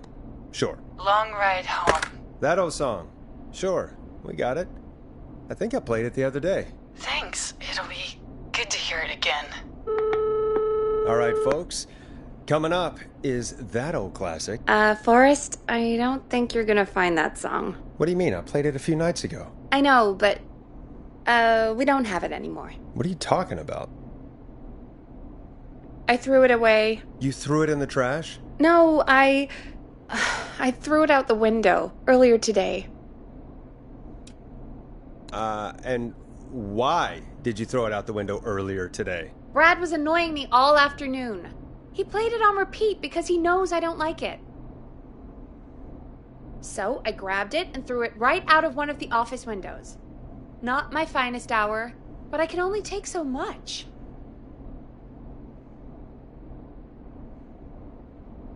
All right. So, what do we do instead then? Let's just play a different song. We've got more important things to think about anyway. Gotcha. Okay, folks. Here comes some unrequested music. Sorry about that, Dawn. Maybe try again tomorrow night. Sorry.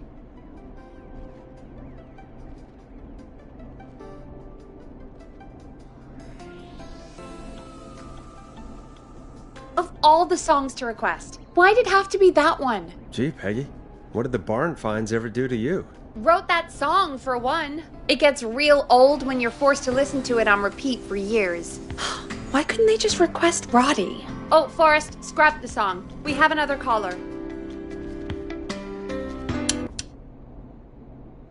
Sorry to cut the music short, folks. Callers take priority tonight. Welcome to 189.16, The Scream. This is Forrest Nash. Forrest? Oh, thank God. It's me again. Murphy.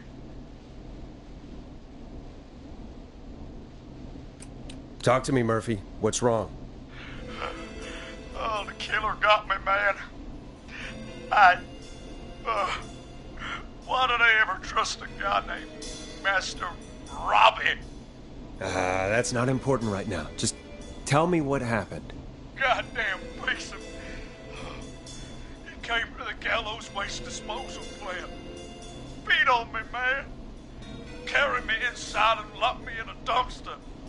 I got a flashlight, but... Oh, goddamn. I smell smoke. I think he started a fire. Hold on, Murphy. We'll call for help right now. You gotta hurry, man. I need someone here now or I'm gonna die. Peggy, get the fire department on the line. On it. All right. Now just... Come on, pick up. Hi. Yes, I'd like to report a fire over at the Gallows Waste Disposal Plant. It's an emergency. What do you mean it's not operational? Why is there no backup vehicle? Oh, god damn it! Forrest, that evil son of a bitch slashed the tires on the town's only fire engine. They can't do anything. But I have a few friends who live nearby. Maybe one of them can save Murphy. Where do they live? My friend Alex lives on the corner of Haddonfield and Romero Street, and Catherine lives on the west end of Myers Lane. And there's Jericho on the east end of Myers Lane. But he's... old. Really old. Okay, I'll check the map, see who would be best to do this. All right, Forrest, who should I call? Who can help Murphy? Call Catherine. All right, give me a second.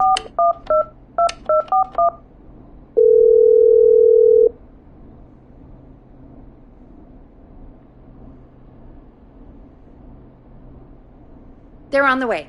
They'll call from the plant. You can direct them from there. Well, let's hope they get there in time.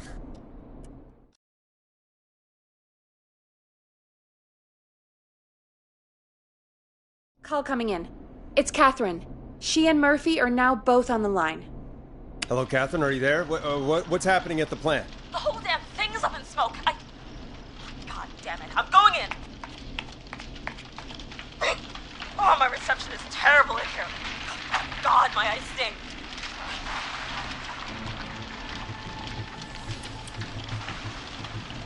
Go to recycling. Recycling. Got it. Come on, Catherine.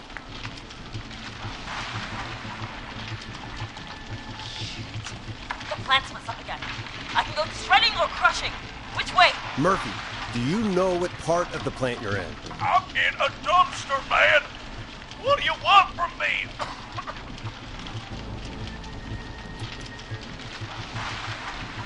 Catherine, go to the crusher.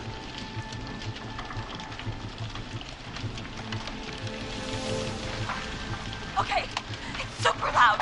We're almost out of time. There are 3 dumpsters here. One for Gallows Creek Council, Henderson Disposal, and Quiet Ridge Municipal. Open the Henderson container.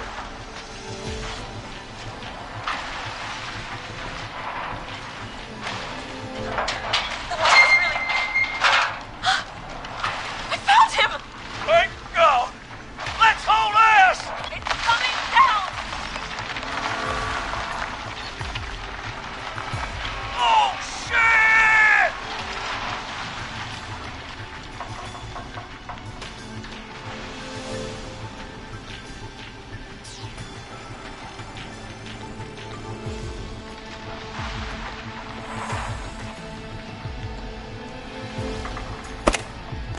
We made it!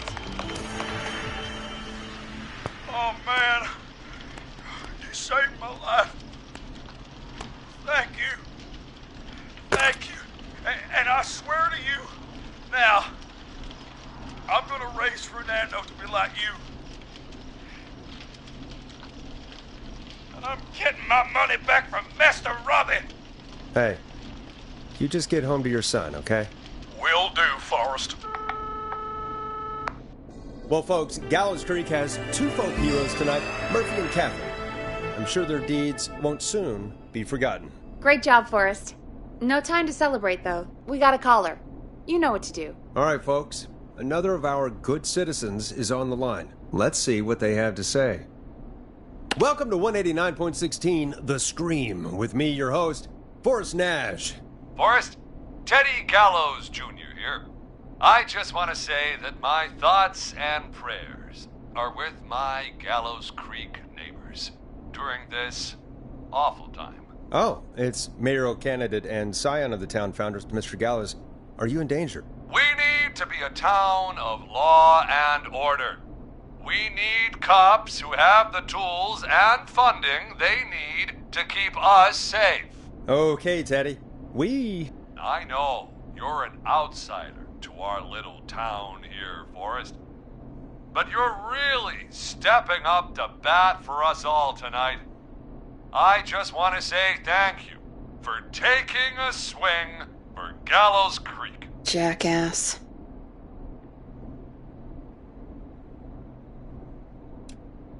Teddy, this isn't the time for your political ads. Stop. I just want to make sure our town is safe and prosperous.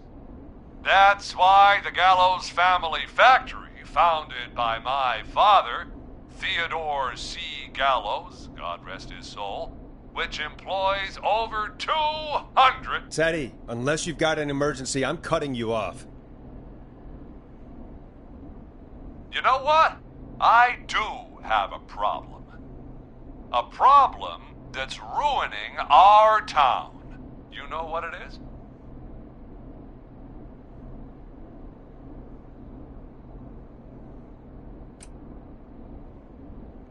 Yeah, how about the goddamn serial killer?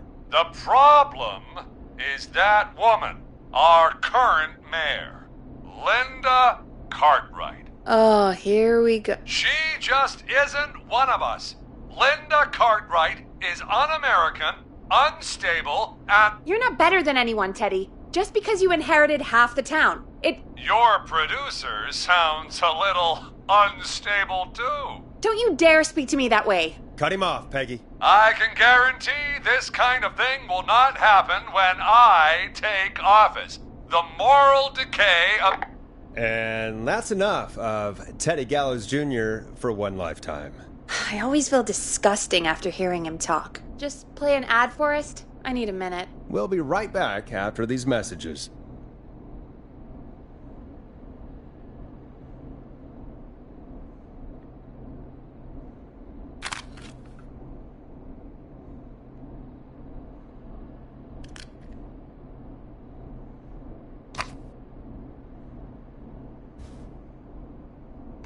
Time to play a commercial. You need to play a commercial for Seth.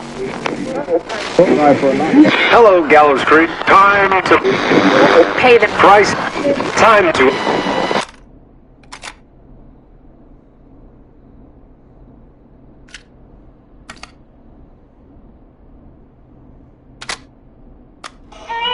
The world-famous annual Gallows Creek Harvest Festival is back! We got it all out on Giblet Field. We got the Little Miss Harvest Pageant, Princess Harvest Pageant, Harvest Queen Pageant, Cotton Candy, Corn Dogs, Cornhole, Corn on the Cob, Crokinole, Country Music, Can Jam, Jams, Jellies, Jamborees, Juggling, Roller Rickies, Roller Disco Lessons, Praying. We got baby crawling, balloon popping, balloons for sale, beard contest, horseshoes, hayride, hay toss, hey you there, safe donkeys and ponies, apple bobbing, firearm, fireworks, funnel cakes, fried dough, seed spitting, sand licking, cracker cramming, and cat shop. And fake tattoo, face painting, puppets, petting zoo, amazing maze, square dancing, story swapping, spelling bee, quilting bee, and sewing circle, pie eating, lawnmower racing, hot dog eating contest, flower contest, and of course our famous gourd measure-all. The festival is brought to you by Mayor Linda Cartwright, sponsored by Gallows & Sons Factory, and dedicated to the memory of Garrett Miley, tragically taken from us last festival. I can see why it's world famous. It's a highlight around here, Forrest. Oh, I am sorry to hear that, Peggy. All right, folks, welcome back to the show. We have a note from my producer. That's right. Come find me at the Harvest Festival tomorrow to grab your choice of a K-Fam mug, sticker set, or poster. Let's see what our next caller would choose. Caller on line 1. Hello, caller. You're live on The Scream with me, Forrest Nash.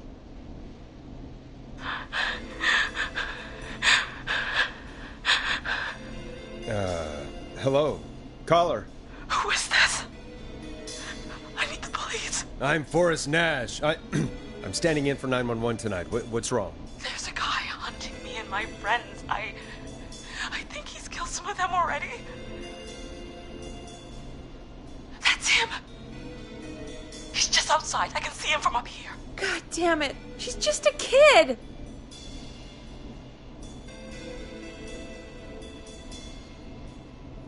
Where are you? Are you somewhere safe? Oh my god. Oh my god. Stay with me, kid. Focus. I can't do this. Yes, you can. Focus. Tell me, what's your name?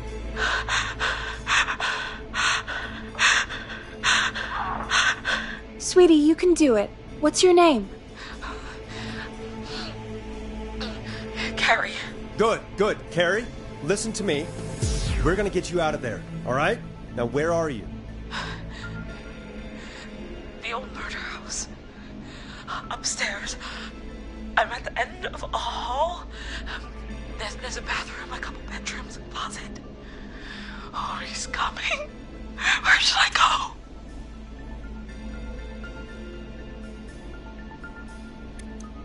Go to the closet. Okay, I'll...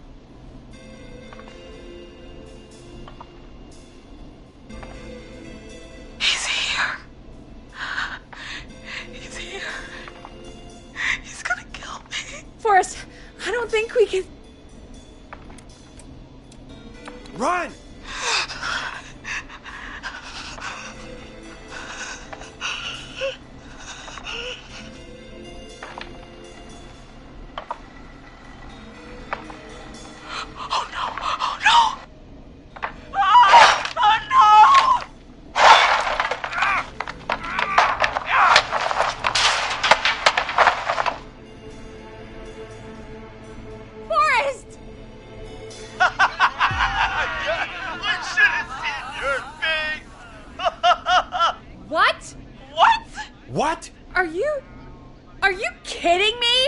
Hey, what the hell is going on here? Oh, who's on the phone, Carrie? The cops? It's just a joke, jeez. Wait, isn't that... Jimmy, that wasn't funny, you sicko! Of course I called the cops, but some guy just answered instead.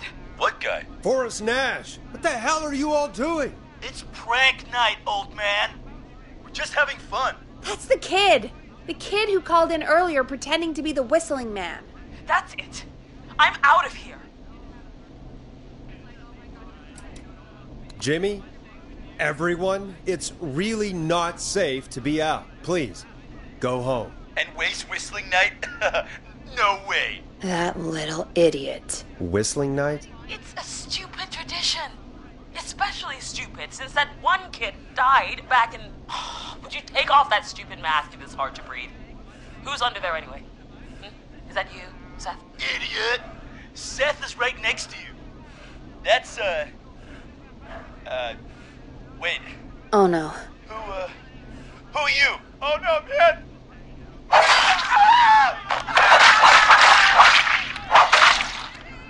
Everyone, get inside! Everyone, run! You two, open the door. Scott, Heather, you barricade the back. As long as he's out there and we're in here, we're safe, right? You bought time, but not much. Forrest, we have to... Heather, I already called the cops. Forrest picked up. He's the best we're gonna get. Who is with you, Carrie? My friend, we drove out to the old murder house and... Of course! The van! Who's got the keys? Jimmy had them. Jimmy.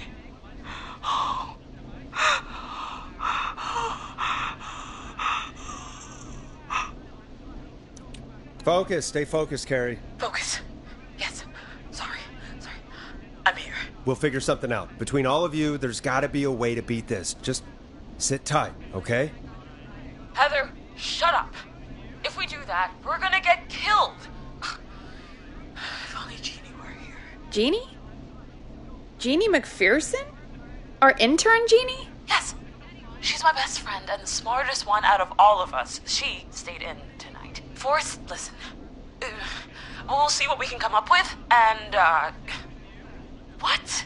Scott, you're not any good at... And, no, Chad. Out of all of us, you're not the one to... Everything okay? No, we're figuring out a plan, but everyone's volunteering to do things they're just bad at. I think we can figure out what to do, but I don't think we can agree on who should do what. I think you'll have to be the tiebreaker, or else these idiots are gonna get us killed. But I... Shut up, you... Forrest, I'll call you back. But I don't know anything about your friends. These damn kids never learn.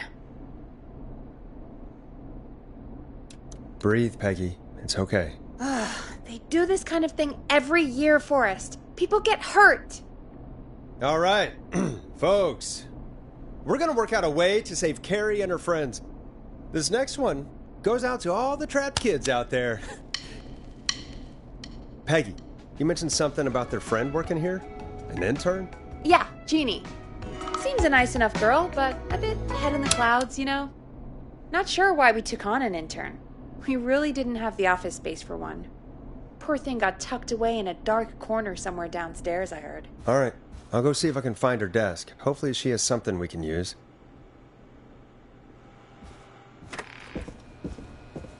Peggy said her desk is downstairs.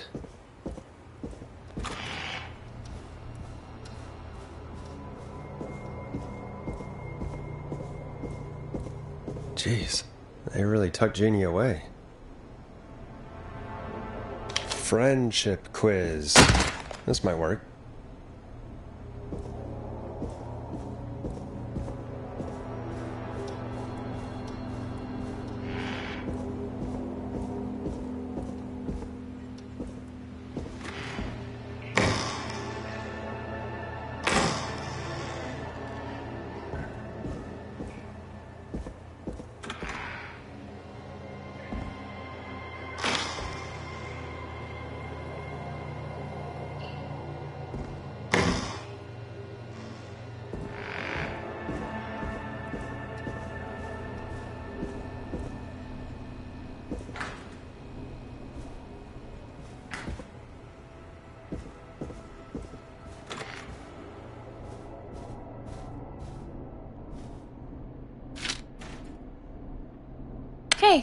You find anything that'll help us out? Yeah, I found a friendship quiz with all these kids on it. If you think that'll help, then good enough. Carrie's on line 1. Whenever you're ready.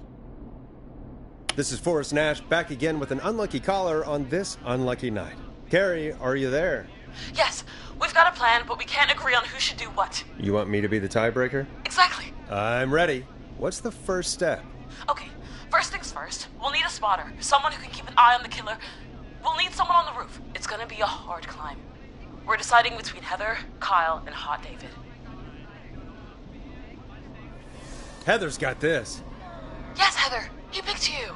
Now please, stop talking about all your cheerleading trophies. Part 2. The Whistling Man padlocked the gate back to the road. Before we drive out of here, we need someone to pick the lock. Seth, Jennifer, and Scott all want to do it. Jennifer. Jesus, Jennifer, you carry a bump key? Why didn't you say so earlier? Anyway, that brings us to part 3. Getting the van keys. I'll volunteer for this. I don't know Jimmy as well as you guys, so it'll probably be easier that way. Then is part 4. This is a very detailed plan. I'm impressed. Yeah, it's weirdly easier to think when you're about to die. You're doing great. What's the next part? Part 4, we need someone to lead the Whistling Man away. We need a fast runner. For this one, we're trying to decide between... Who was it again? Hot David, Cynthia, and Scott. Hot David. Yeah, you spend a lot of time running shirtless. You got this, Hot David. Sweet. Okay, let's recap. We get the eyes on the roof. A runner distracts the killer while we grab the van keys and pick the lock on the gate. Now the tricky part. The getaway. Ooh, what's the plan there? Well, we can't all outrun the Whistling Man. But he thinks we're just a bunch of stupid teens. So, let's use that against him. Part 5. We trick the killer into a trap. Someone can pretend to be injured. Who would make the most believable lead? Who you got? We got Lisa, Tammy, and Cynthia. Lisa. Whoa. You're right, Lisa. Having to smile at rude customers is perfect practice. That should take care of the killer. And then it's time to get out of here. Finally, part 6. We need someone who can drive us through the woods and back to Gallows Creek alive. Who's our getaway driver? Should it be... Who have we got? Chad, Scott, Cynthia, whatever. Forrest, you know what to do. Chad. Oh, perfect. Your go-karting experience will be great, Chad. Thanks, Forrest. We'll just take a few seconds for ourselves, and then it's go time. Sounds good. Talk to you in a sec. Good luck, Carrie. That actually sounded like a pretty good plan.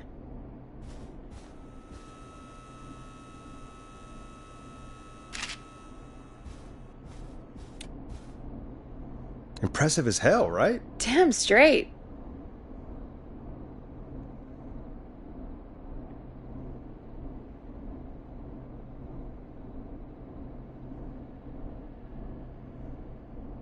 Oh, the kids are back already. Line 1 again. If you're just tuning in, we're coming to you live with a bunch of teens about to flee a madman. Listener discretion is advised. Are you ready, Carrie? We're good to go, Forrest. Good luck. And Godspeed. You got this. Here we go, everyone. Spotter, to the roof. Go, Heather. He's off and away. All right, Renner. Get ready. Wait for the spotter's signal. Spotter says go.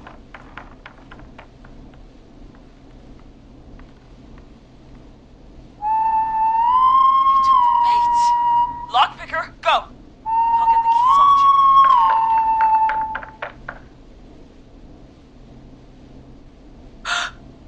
Oh, Jimmy. Oh, his face is... The keys. Carrie, you need to get the van keys. His face is lying next to him, Forrest. He got cut. Oh, God. Focus. Breathe.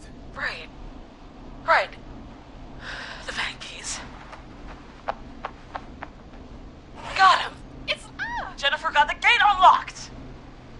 Hot David should be back any second. Perfect. It's working. I can't believe it's actually working. You're doing great. Focus. You got this. We got this. Next step, trap the killer. All right. Wait. Get into position. Everybody else, hide.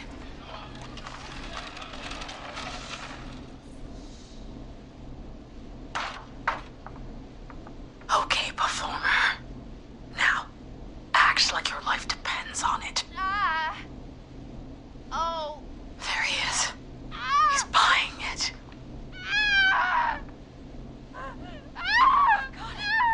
Now! Push the bookshelf over!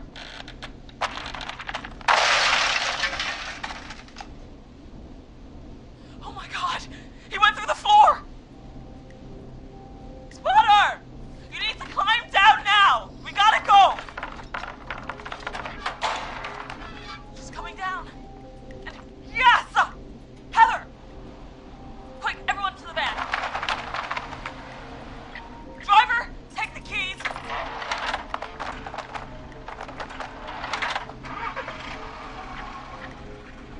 The damn gate swung shut.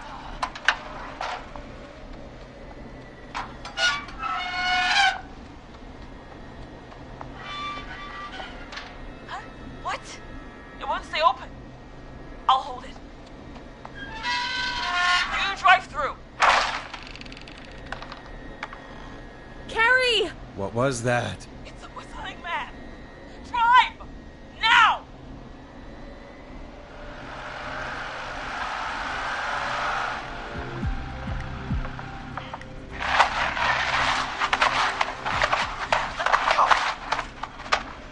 Let me go! Go! Just drive! Oh my god. Please, no! Ah!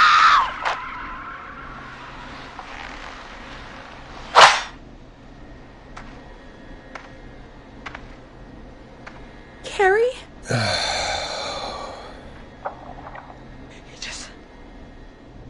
He just stared at me. Carrie! Carrie? Just stared at me. And walked into the woods. I don't understand. Thank God you're okay. Can you get somewhere safe? I can make it home. Thank you both for helping. If you hadn't, It was your plan, Carrie, and it was a great plan. It was really all you, Carrie. Still, I need to get home. Breathe, Carrie. You're okay now. I'll call you when I'm somewhere safe. Talk to you then.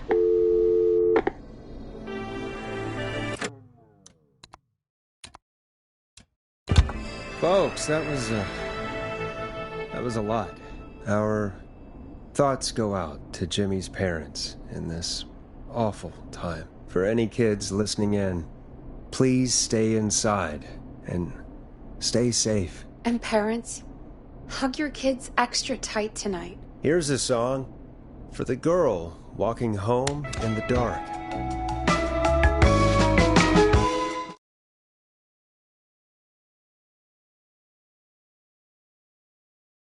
Hey, we had a call come in.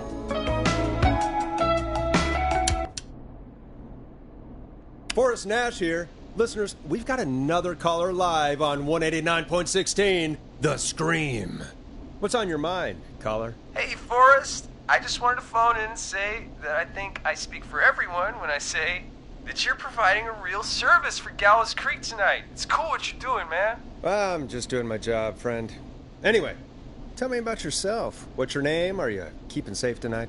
Yeah, man, I'm good, thanks. I'm at my roller rink, trying to get everything ready for the Harvest Festival tomorrow. I had a guy from Starling Security here earlier installing the Starling 4000 system, so I'm a little behind. As for my name, my friends call me Roller Ricky, and I now consider you a friend, my man. We're friends now, huh? Well, that's kind of you to say. Thanks. Yeah, man. Sounds like roller skating is more than just a job to you. So is this vocational? I wasn't always Roller Ricky. Once upon a time, believe it or not, I used to go by just Ricky. Yeah, back then, things were pretty rough. I used to roll with a bad crowd. Not all bad, but there was one guy. Anyway, some bad stuff went down. I harbored a lot of guilt for a long time and turned to the bottle. I didn't really talk about it or even know how to talk. It's just how it was. That bottle took the best years of my life. Or so I thought. It's never too late, Roller Ricky. How did you turn things around? I joined a support group. I opened up about my problems, and sharing that burden just took so much weight off. It's a long story from there, but I found roller disco. I learned how to have fun again, cutting loose and making shapes. Now whenever I get down, I get down. I'm finally free from it all, man. It's important just to talk to somebody. That's the first step. Ain't that right, Max? Aw, hello, Max. Welcome to the show, Max. Max is my emotional support dog. He's a rescue dog, but I always say he's the one that rescued me. He's the best dog a guy could ask for. Of course, the first thing I did was teach him how to skate. He's better than me now, a real pro. Max can skate? Yeah, man. At first they said it couldn't be done, and then they said it shouldn't be done. But Maxie loves the rink, man. Is that another train, Maxie? Maxie loves trains, man. He's even got that special how to greet them. It sounds like you two make a great pair. Maxie appreciates all the positivity you're throwing out, my man. You know, I'm actually hosting free skating lessons tomorrow at the festival. I think it's a great opportunity to give back to the community. Man, all this talk of skating's got me itching for a boogie. Before I switch my radio off for the night, could I request a song for us? Something I can groove to, you know, something funky. It'll be me and Maxie's final boogie breakdown tonight. Then I think we'll take it down a level. I can do that. Thanks again for calling. You and Max, be safe now, okay? Bye, Maxie. You got it, man. Peace. Well, folks, this next one goes out to Roller Ricky and Max. Enjoy.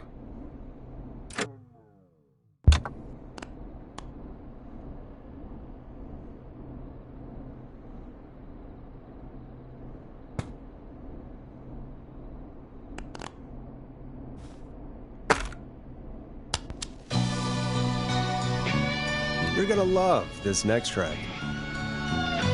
I really needed that call, you know, after everything. Yeah, I get that. He talked a bit much for my taste, but it is inspiring to hear somebody come back from the brink like that. Yeah, that's what I meant. You were thinking about Max on skates, weren't you? Well, would you look at that? Another caller on the line. What are the odds? Better take it.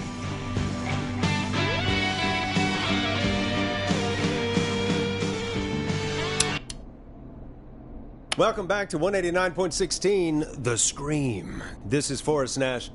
How are you tonight, caller? I'm doing okay. I made it home safe. Gary!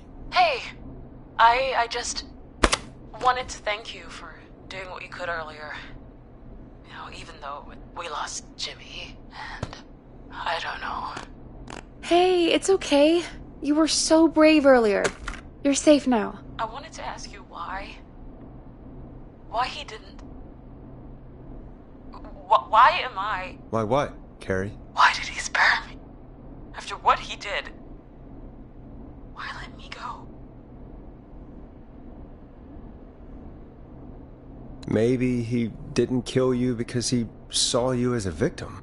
Maybe. But why would that stop him from killing me too? After everything he did to... These stupid hazing nights have to stop. Carrie, you did so well tonight. Stay safe and rest. Help is coming to Gallows Creek.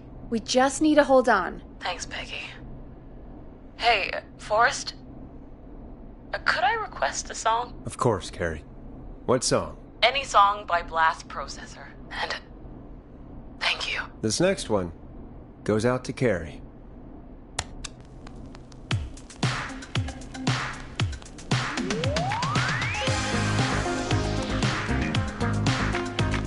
You know, what Carrie just said has really got me thinking. About what? The whistling man left her alone. Why?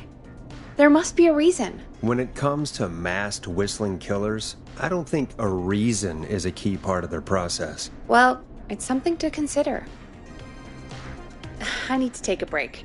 If you want to stretch your legs, now's the time. Just hit the Peggy button when you want to get back on air.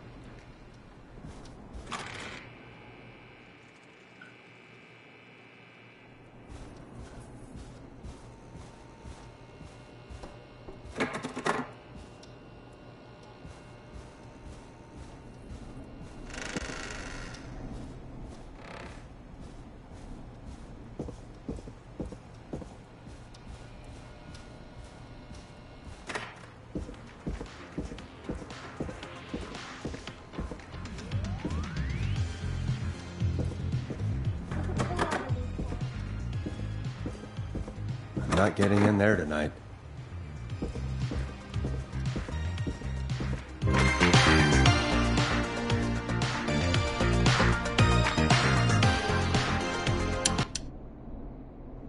Let's get going, Peggy. Alrighty, we could run another segment or... Scratch that, Forrest. We have a caller. You're through to 189.16, The Scream. What's your emergency? Hello again, Forrest. Oh, that call with the teens was awful. Those poor kids. Still, I'm glad the girl didn't get hurt. Thanks for your concern. Are you in trouble? What's on your mind? I wanted to ask you again to play my song, Forrest. You said you were going to play it, but you didn't. Your name was Dawn, right? What, Peggy? Yes. Oh, well remembered. My name is Dawn. And I wanted to ask you again to play my tune, Forrest. Long Ride Home? You know, the one that Peggy said she threw outside the window? But we don't have that song. As you just said, Peggy threw it out the window. But, Forrest, you do have it. It's just outside the window. There's a serial killer on the loose. I can't just go outside hunting for a record. I'm really sorry, Dawn, but we just can't get it right now. But wasn't the Whistling Man just at the old murder house? That's miles from the station. It won't take you a second to grab it. Nope, I'm sorry, Dawn. I'm just not going out there. Oh, but I think you will. Forrest? Peggy, I'm calling with more than a request. I know something. I think I know who's gonna be next. What? Are you serious? Play my song, Forrest, and you'll find out. Well, folks, here's some music for you while I think things over. Is she serious, Peggy? She's serious about hearing that song, that's for sure. Peggy, I mean, is she serious about... I don't know, Forrest, but we don't really have a choice, do we? If she's telling the truth...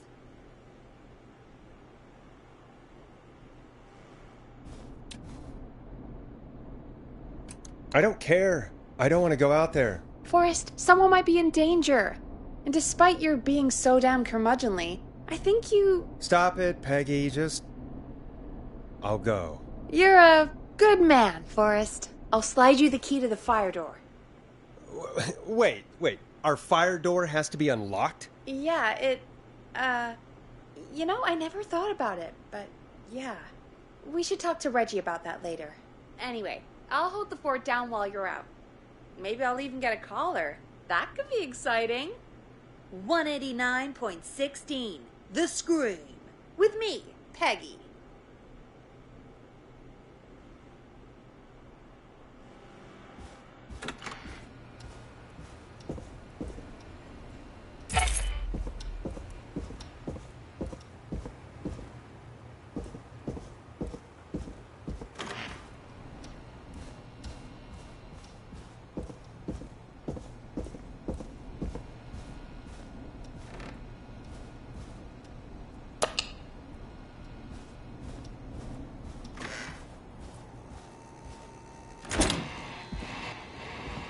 You know, I hope she'll be happy when I'm brutally murdered by the Whistling Man.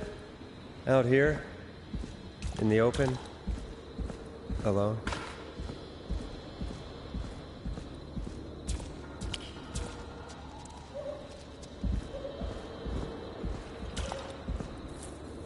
Here it is. Long ride home.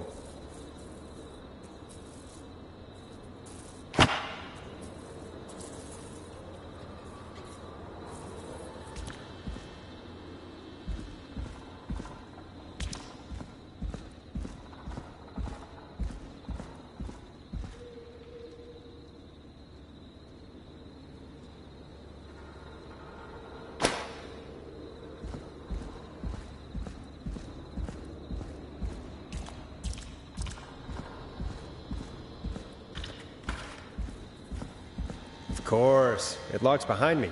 And of course the key doesn't work on this side. Fantastic. Maybe there's another way back in through the basement. A door, or elevator, or something.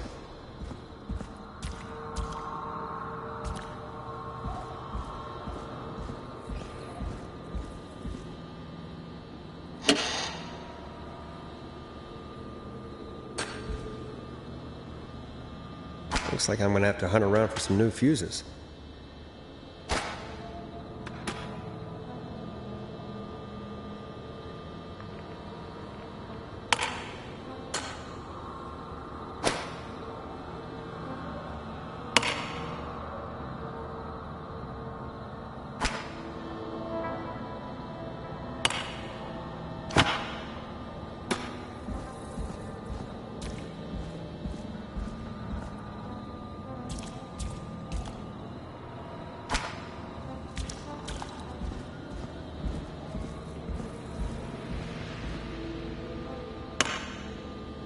Bingo!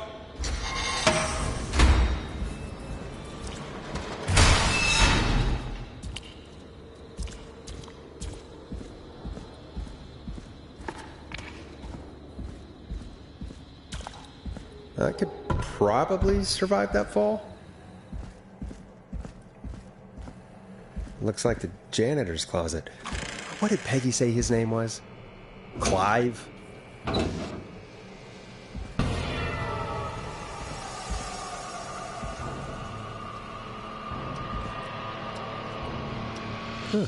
There's a key.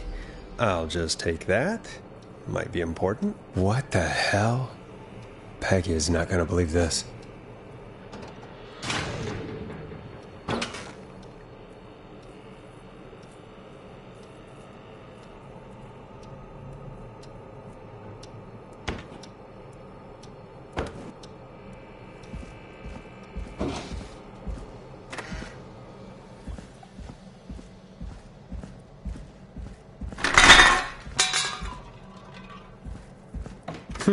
I wonder how the show's going.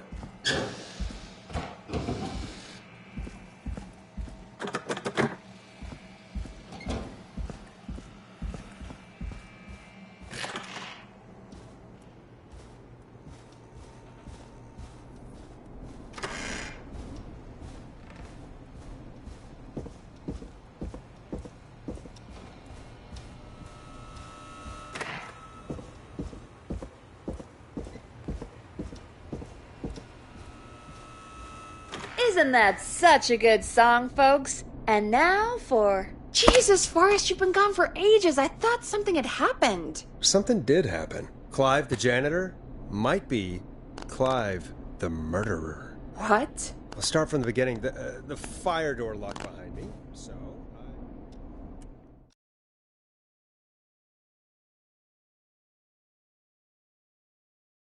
Why did you heave that thing all the way up here? Because the basement's creepy as hell, and I don't like standing around down there. Fair.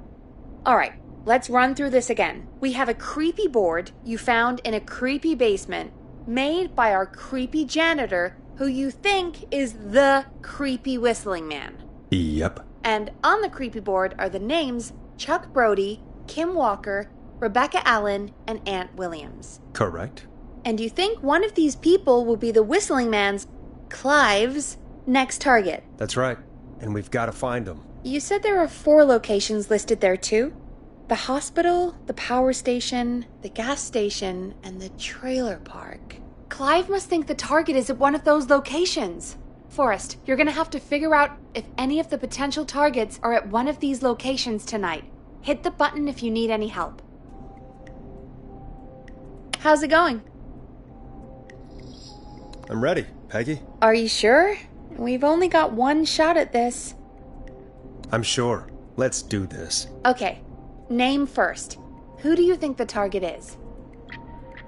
Chuck Brody. And where will I find them? The gas station. Okay, I'm dialing.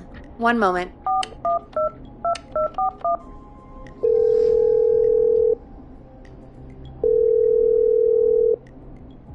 Hello? Chuck Brody! Listen, I know this sounds crazy, but we have reason to believe the Whistling Man is coming for you. You need to get yourself and everyone else out right now. The Whistling Man? Who the hell are you? Who is this? This is Forrest Nash. Listen, the Whistling Man's back. We found a list with your name on it, and... Oh, God. It's today. The year I finally let myself forget. Quit talking and run! I think he ran off. Well, fingers crossed that Chuck... Jesus! It sounds like something blew up! He's using bombs now? Is Chuck? I don't know. Hang on, we're getting a call. Hello? Chuck? Chuck! Forrest! The whole goddamn gas station's gone up. Is anyone hurt? I don't think so. I got everyone to follow me out. The town's only ambulance was blown to hell, though. Yeah. Damn it, that fireball threw me. I've got to get to the hospital. I'm not feeling great. Forrest, man, I can't thank you enough, but... Damn, I gotta go. Wait, Damn it, we lost him. What was that about today? Oh, Forrest, the call board is lighting up. Get us into some music while I deal with this.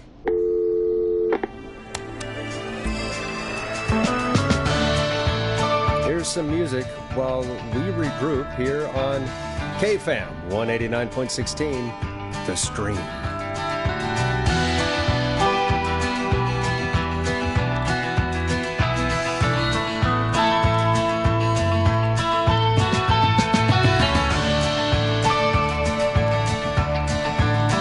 There's gotta be more in the basement to show us who Clive is targeting. And if that's the case, we can get ahead of him.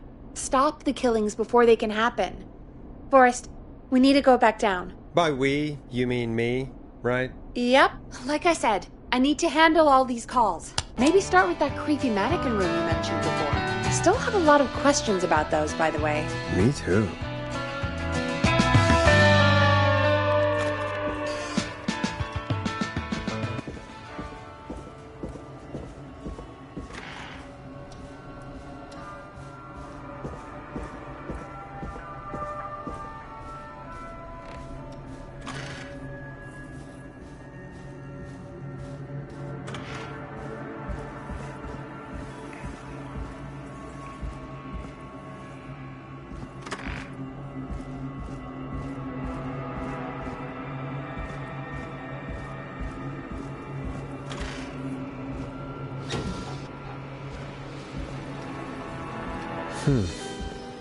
A key?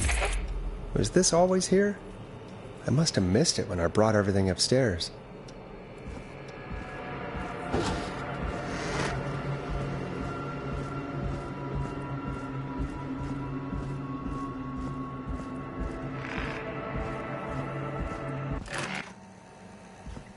Hey, Forrest! Peggy, give me some warning before yelling down the intercom? Sorry. Buzz the intercom when you find something and want to discuss it. Peggy, I've found a tape and a map down here. A map of what? Looks like it might be to somewhere in this storage area. Weird. Well, maybe the tape will give us more information. Give it a play. George Barrow, 1968. That is on this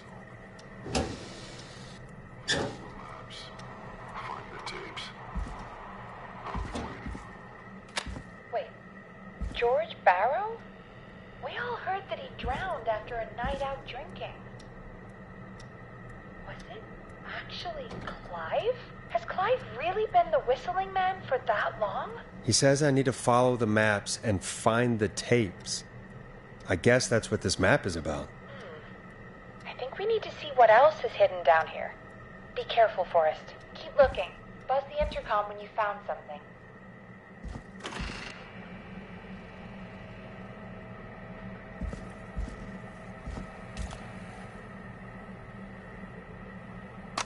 Time of autopsy is 7 a.m. Cause of death is asphyxiation from drowning. The degree of rigor mortis indicates that the subject has been deceased for 5 hours. That puts the time of death.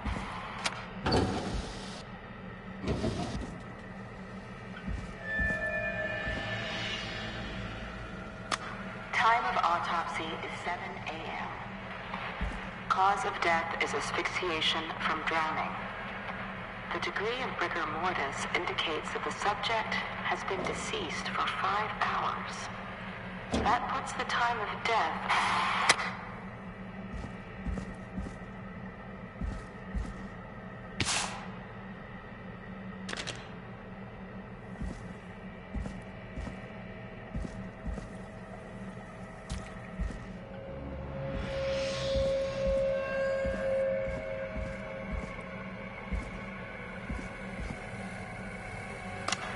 Additionally, there appears to be a post-mortem injury to the arm. It looks like it was trapped in a car door.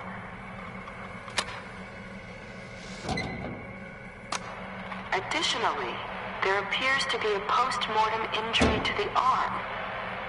It looks like it was trapped in a car door.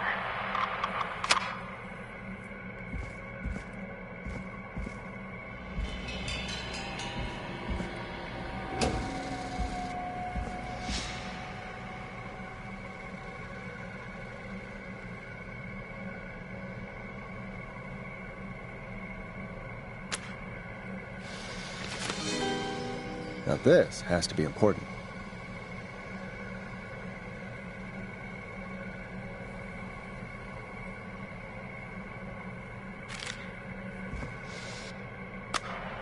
It is the coroner's opinion that the subject likely feared for his life and was chased, resulting in falling into a body of water, where he hit his head, was knocked out, and drowned.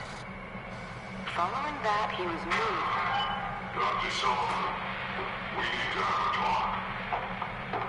Is that recorded? Shut it off. If you're listening to this, then I'm probably dead. What the... I'm a man who likes to stay informed. I've got subscriptions to newspapers all over the country. A few weeks ago, I noticed headlines cropping up in those papers, one after the other. Each headline about a murder.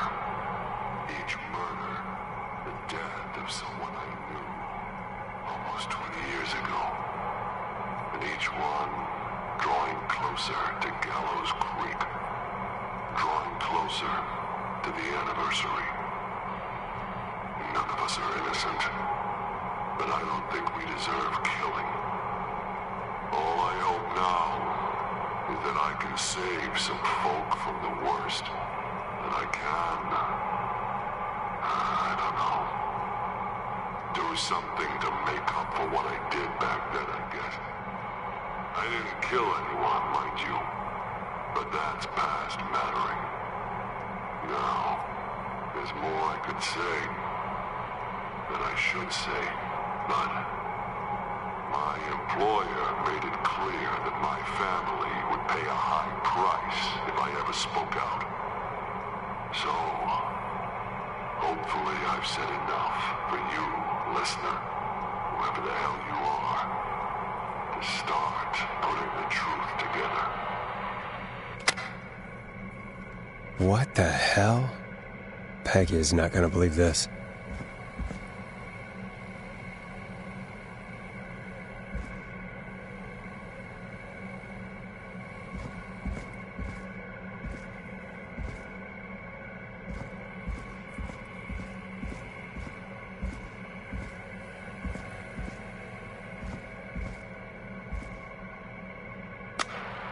Preliminary toxicology results shows no signs of inebriation.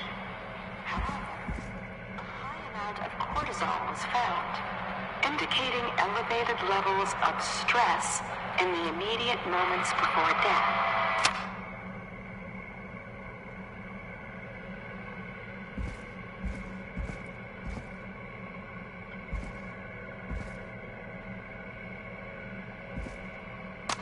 Small lacerations to arms, legs, and face, typically obtained by running through foliage. Severe blistering to the feet, as though the deceased had been running without stopping.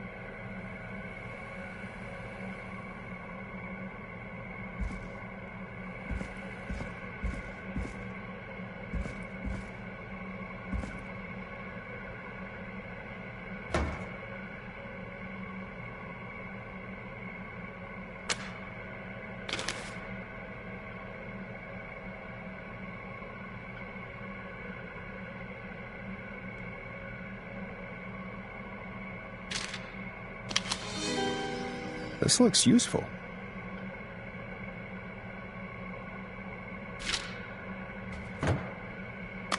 Small lacerations to arms, legs, and face, typically obtained by running through foliage.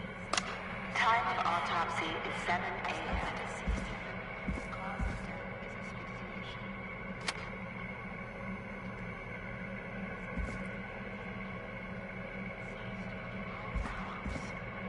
That puts the time of death. What have you found, Forrest? It's an autopsy tape.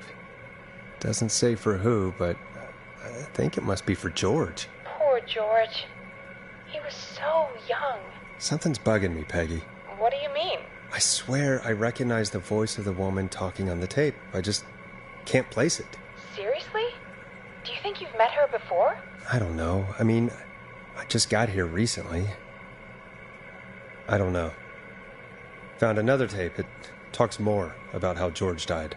What did it say? It sounds like he was running for his life. Sprinting through trees and bushes, getting cut up all over.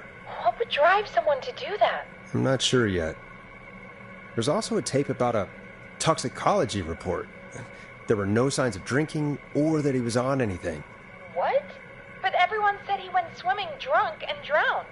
It was in the newspaper and everything. I found a written autopsy report. What does it say? According to that, it's just like you said at the start. George drowned after getting drunk. Said he liked to fight, too. But that contradicts the tape. I know. And I think I know why. There's a note with the report that says, "I'm sorry I made you do this, Virginia." If it was on the autopsy report, then Virginia must be our coroner. Wait, the caller from earlier, when we had to call the takeout restaurant, wasn't her name Virginia? We need to call her back once we finish down here. It looks like she might know something about what's going on. I found a tape that introduces a new detail to the story. Post-mortem injury. Apparently, his arm got caught in a car door. A car door? Yeah, after he died. How do you suppose they can tell? How can they tell? I'm a radio producer, not a coroner. The written report I found doesn't mention it at all.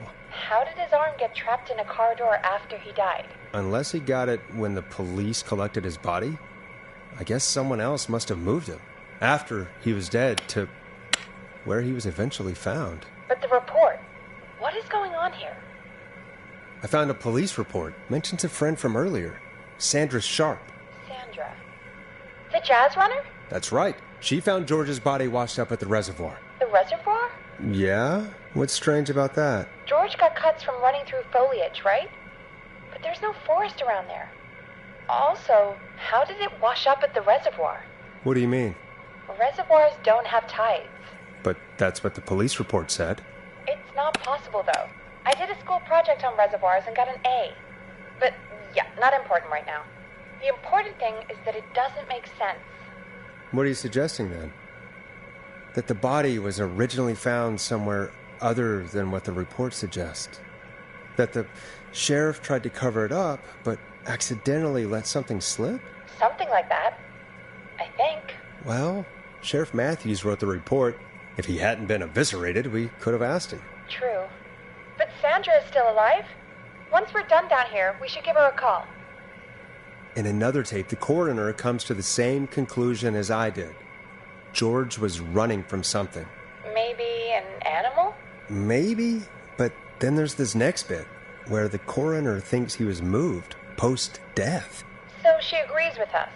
At the end of the tape, someone burst in and demanded Virginia stop recording. I think it was Clive. This is starting to make sense now.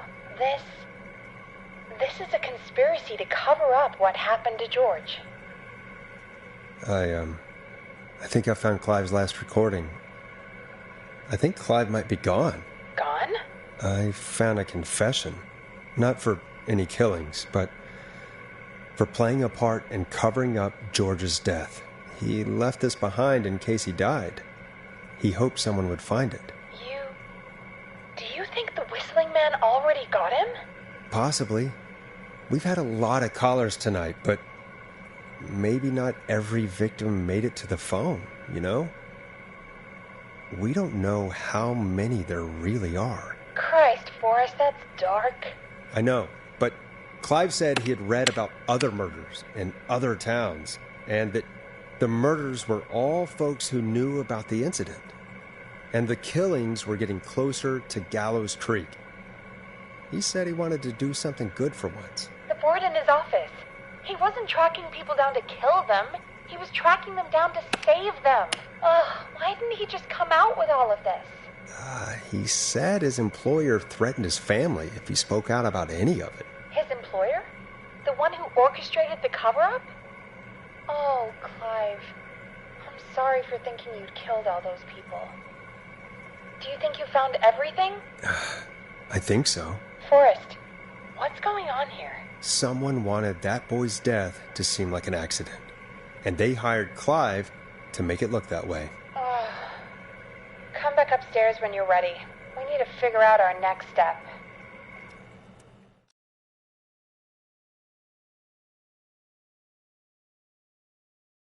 Thank God you're back, Forrest. I've been running out of stuff to pad our airtime with.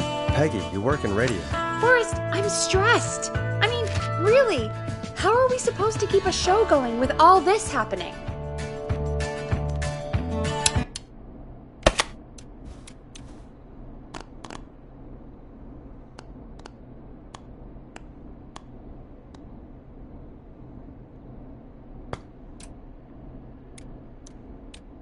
This is our job, Peggy. We gotta do it. You're right. So, what's the plan now? I think we should call Virginia back. All right, I'll get her on the line. Hello again, Gallows Creek. This is Forrest Nash. We're circling closer to the truth behind tonight's events. To this end, we're calling back one of our earlier callers, Virginia Sullivan.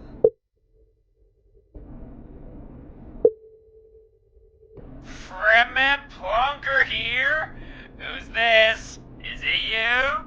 Goose? Plunker, hey, it's the Radio Man, Forrest Nash.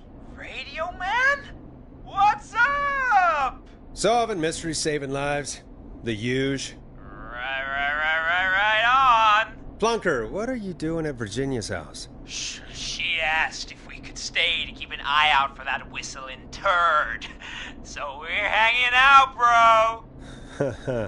Well, that's big of you, Plunker. No, it's nothing. Can I speak to Virginia? Sure thing, Radio Man. I'll just go get her. Who is this? Hey, Virginia, it's Forrest. I'm glad you're still okay. Oh, Forrest. Sorry, I'm still jumpy.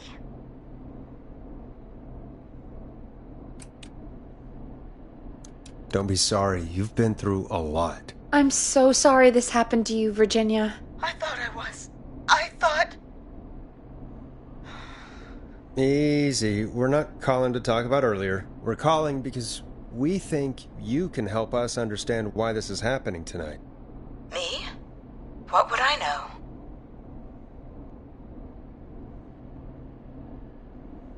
Does the name Clive mean anything to you? Clive? No.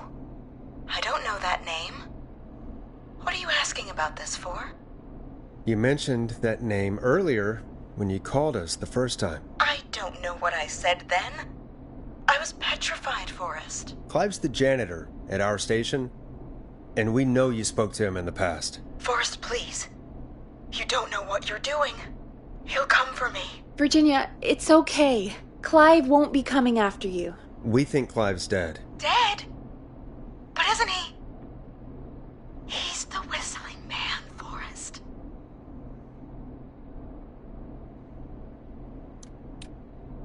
We thought so too, but... You don't understand. All those years ago, he... It's okay, Virginia. He's gone. We found evidence to suggest he... well... And we found your autopsy reports for George Barrow. How? I saw him destroy them. Well, he didn't. I don't know if he kept them or made copies or what, but we found them. And we know it's related to what's happening tonight, which is why we called you. Why did you write a false report? All right. One day, I came into work to find a boy on my slab. And as I finished the autopsy, this man, Clive, he just burst in. And he started making demands to give over the reports, to falsify what I found. Of course I said no. But, well, when someone wants to make you do something, they can use the carrot or the stick.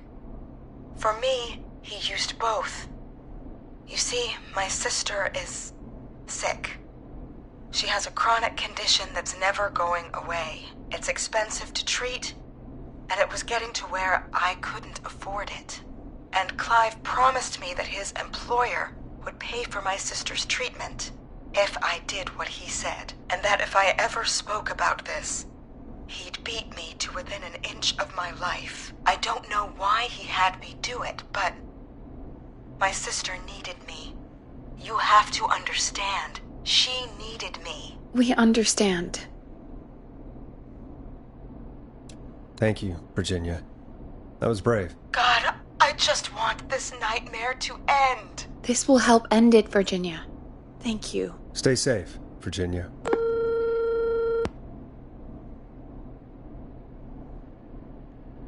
So, Virginia's tied up in all of this. Clive threatened her to keep quiet about George's death. But for who? Why cover up these details?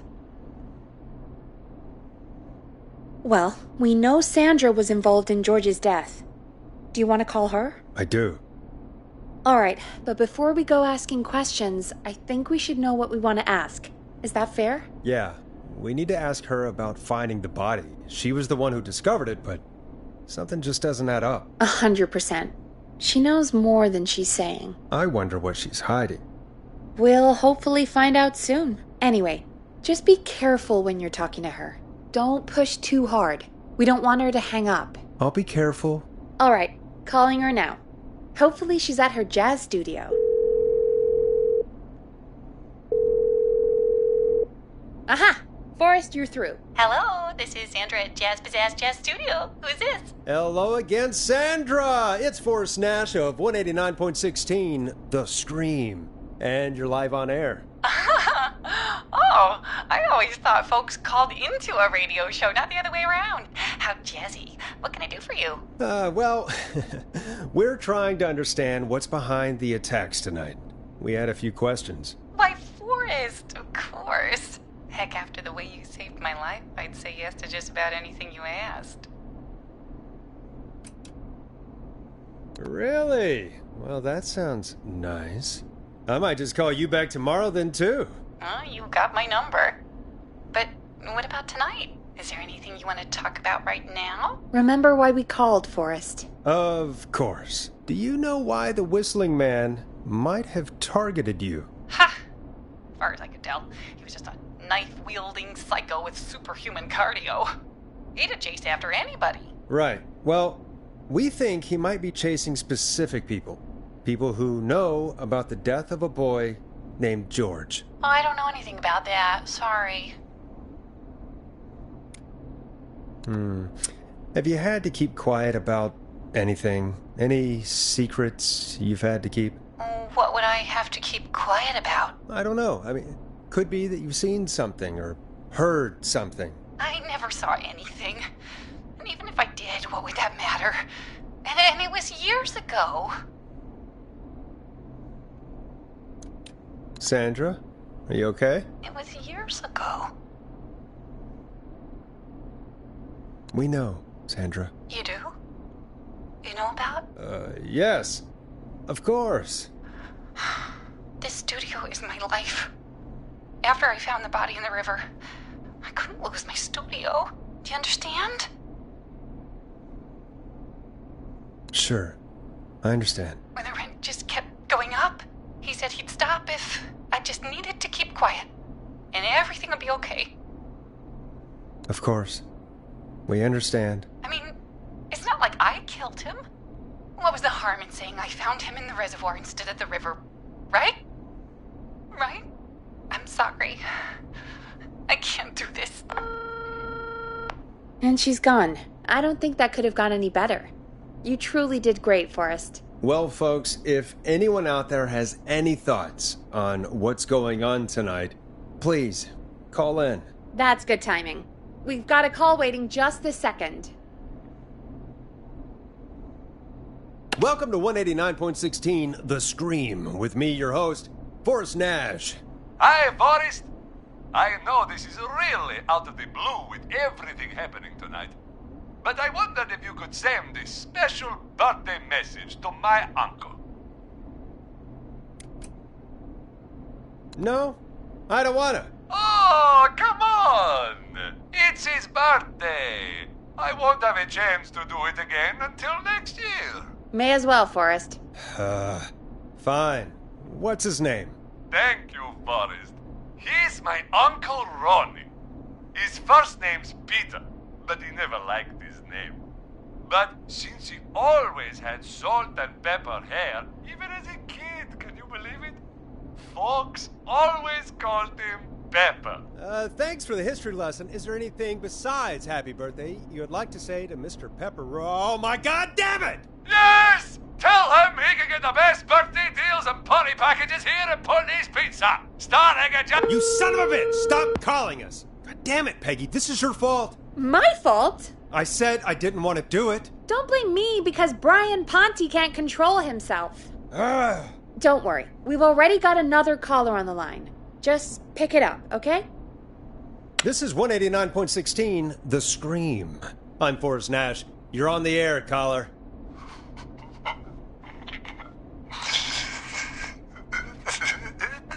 Caller.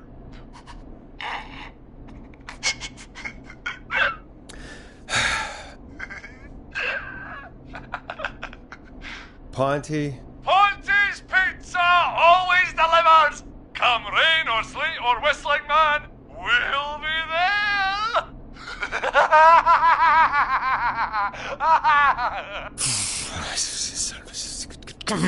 Forrest?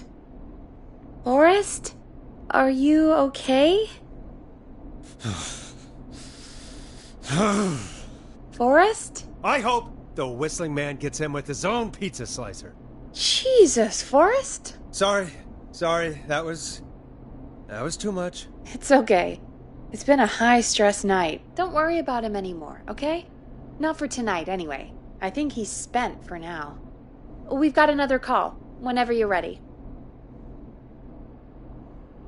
Folks, don't spend your money at Pawnee's Pizza. That's all I'm gonna say about that. Moving along, I'd like to welcome another caller to 189.16 The Scream. With me, Forrest Nash. Who, may I say, is calling? Well, hello again, Forrest. Dawn.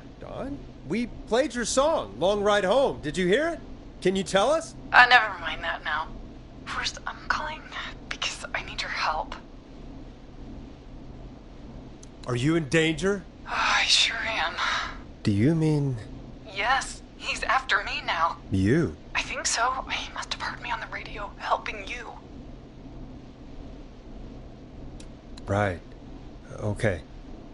Tell us everything. I was out following a lead, trying to work out who would be next, after Chuck. And what happened? And I started to feel like I was being followed. I came back to my apartment building, but this newfangled security system has me locked out.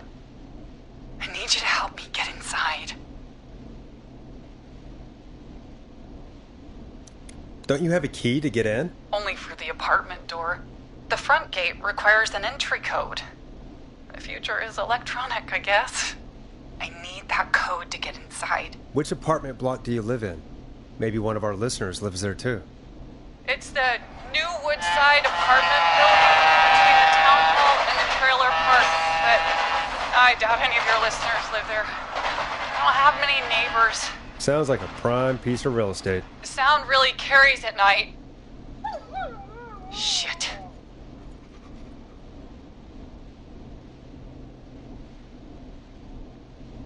Is that a neighbor's dog? Yes, it is. Boy, I wish he'd muzzle that thing and... Oh. And now he's blasting David Scopo out of his window. This night can't get any... The Whistling Man. He's coming down the street. I don't think he's seen me yet. Forrest, please. I need your help. I need the code for that security system, or I'm gonna die. What's the name of the security system? There's a sticker on the box. It says... Starling Security 4000 is keypad, and it looks like it wants a 6-digit number. We'll see what we can do. Thank you, Forrest. Yeah, of course. Don't worry, Dawn. Thank you, Forrest. I knew I could count on you. I'll sit out of sight. Call me back soon.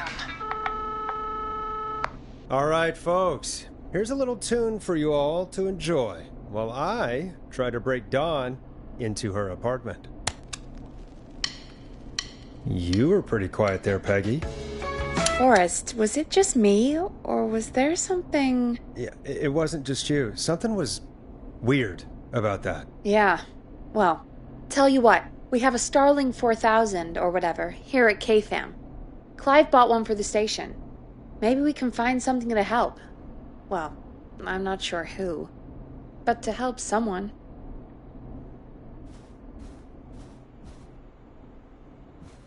Okay, so she's locked out of the Woodside Apartments, and somewhere, Clive probably has the papers for the Starling 4000. Order delivery form. Starling must have left this by accident. The system's not even installed at Woodside.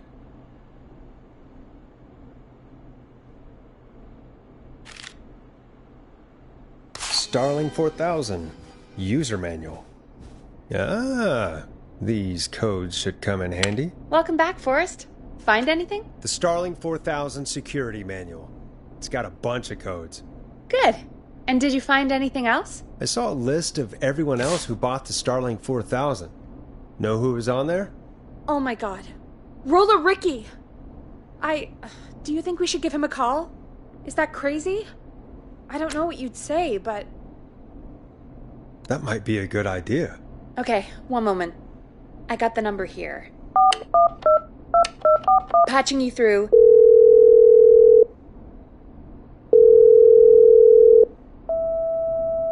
Shit. He probably can't hear it over the music. Forrest, I don't know about this. This is super weird. Just put me through to Don. I'll take care of this one way or another. Okay, if you say so. Line 1, whenever you're ready. Don, are you there? This is Forrest Nash from 189.16, The Scream. Oh, thank God you're back. I've been so afraid. What's the code to the gate? The code is 191519. Thank you, Forrest.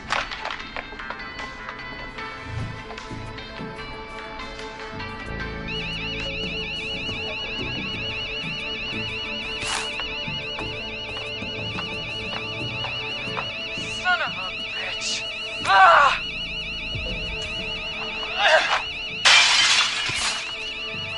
Is she?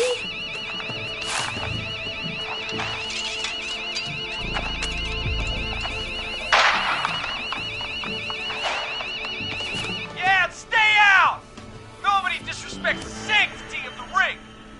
Don't ever come back here again. I'm calling the cops! Thank God. Hello? Is someone there? Ricky, get back inside and turn on the radio. Whoever that was, she was trying to break into the ring. She? Forrest, man, you got no idea. That was him. That was the whistling man. The alarm gave me just enough time to get my rifle. I don't like hurting folk, but I can't let anything happen to Maxie. He's my best friend, you know? Listen, man, I'm heading back inside. Gonna barricade that window. My man, thank you. You and Peggy can skate for free whenever you want, forever. That's a done deal. Thanks, Ricky. Can't wait. You got it. Talk to you soon. Okay, Gallows Creek, here's some music while we process what just happened. So, the whistling man is a woman? I had my suspicions. Yeah, sure, Forrest. You just never mentioned it.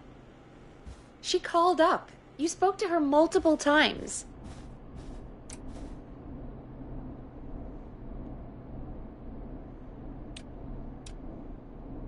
I knew she wasn't right. Is that right, Sherlock? Why do you think she requested that song? To mess with us? Yeah, maybe. So? What now? I guess I should make an announcement. We do have new info. Okay, you're live in 3, 2...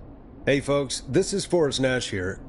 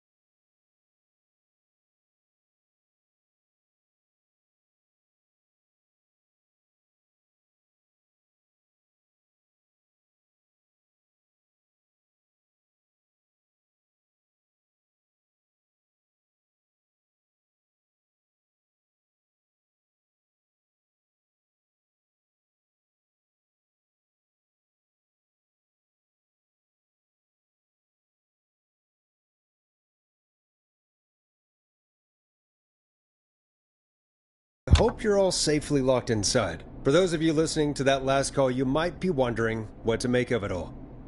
Here's our take. We now believe the killer is actually a woman, one who might manipulate you into letting her in before she attacks you.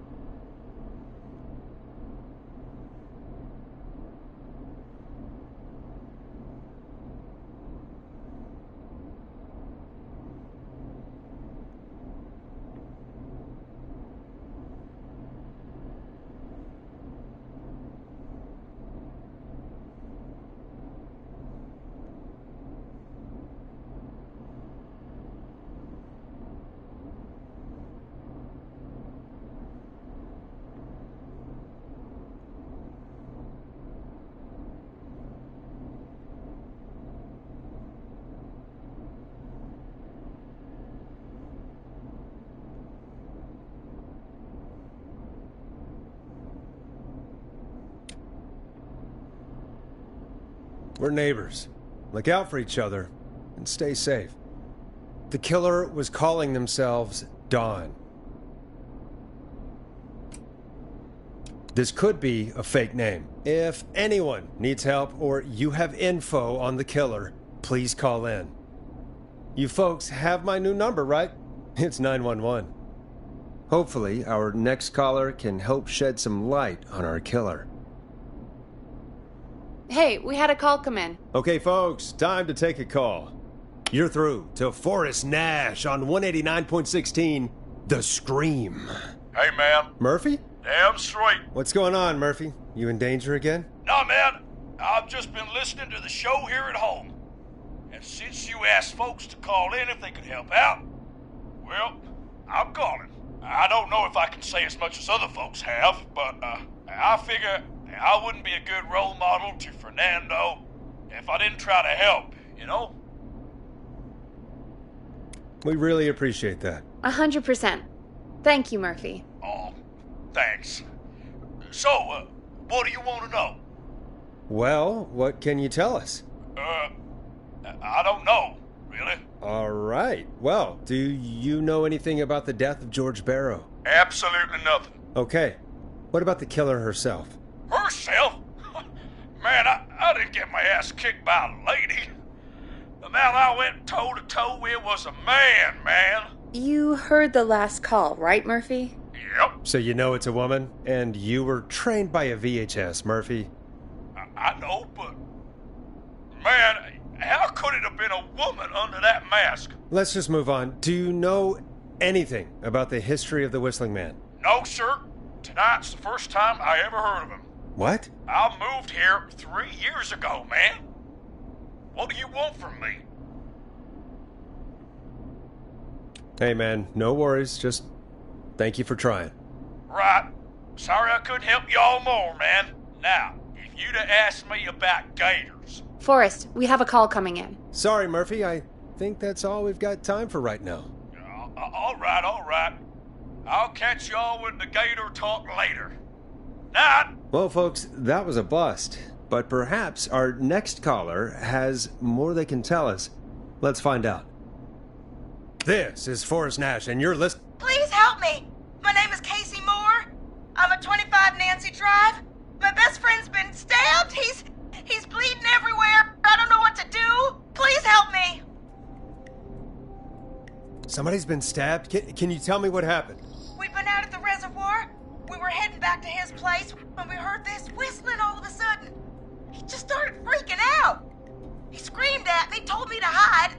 I'd never seen him like that, and I just panicked and ran and hid in a bush. Oh no. Forrest. Then what happened? He went up the road and talked to someone. I couldn't really hear or see anything. It sounded like he might have known the person, and they just stabbed him. Casey, was his attacker the Whistling Man? The who?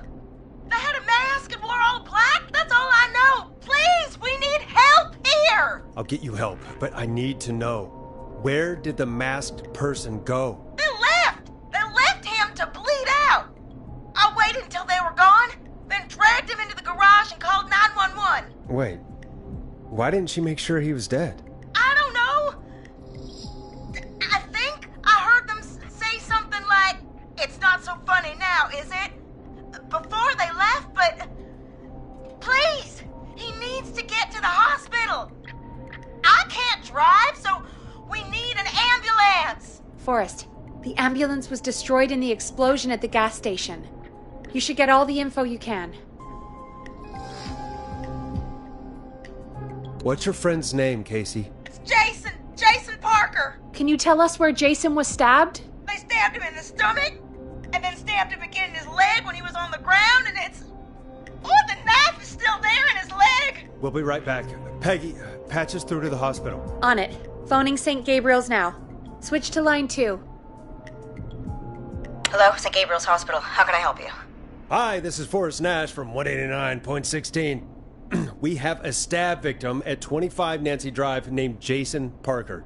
He's been stabbed in the stomach and the leg. He's bleeding heavily. Oh, God, I'm sorry. But the ambulance is... well, you know. I know, but please, we need something or he's going to die. Forrest, Listen, you're going to have to get him here. We need to see him, and we can't get there ourselves right now. We don't have any way to drive him right now. And even if we did, he's bleeding out fast. All right, listen. We need to buy him time to get here. That means stopping the blood first, and then finding someone to stabilize him. To stabilize him, you really need someone with first aid training. Do either of you have any? No. Me neither. Damn it. I'm really sorry about this, but I have other patients who can't wait. All I can do is talk you through the procedure as quick as I can, and then leave the rest to you. You think you can handle that? Hit me. I'm sure we can handle it. Okay, from the top. If he's bleeding out, then you need to get him comfortable and try to stem the bleeding. Lay him down. Apply continuous pressure directly to the affected areas. When the bleeding slows, get a clean cloth of some kind and hold it over the wounds. Get them comfortable. Apply pressure. Clean cloths when slowed. Got it, I think. You said he was stabbed, right? If the object he was stabbed with is still in him, don't take it out. It's stopping the worst of the bleeding right now. If anything, you should secure it so it stays where it is. I wouldn't have thought of that. It makes sense, though. God, that was a lot of info. But I think we can handle this. Glad you got it so far, because there's more to go. I'm still with you, Doc. What else do we need to know? If he's lost a lot of blood, he may enter shock.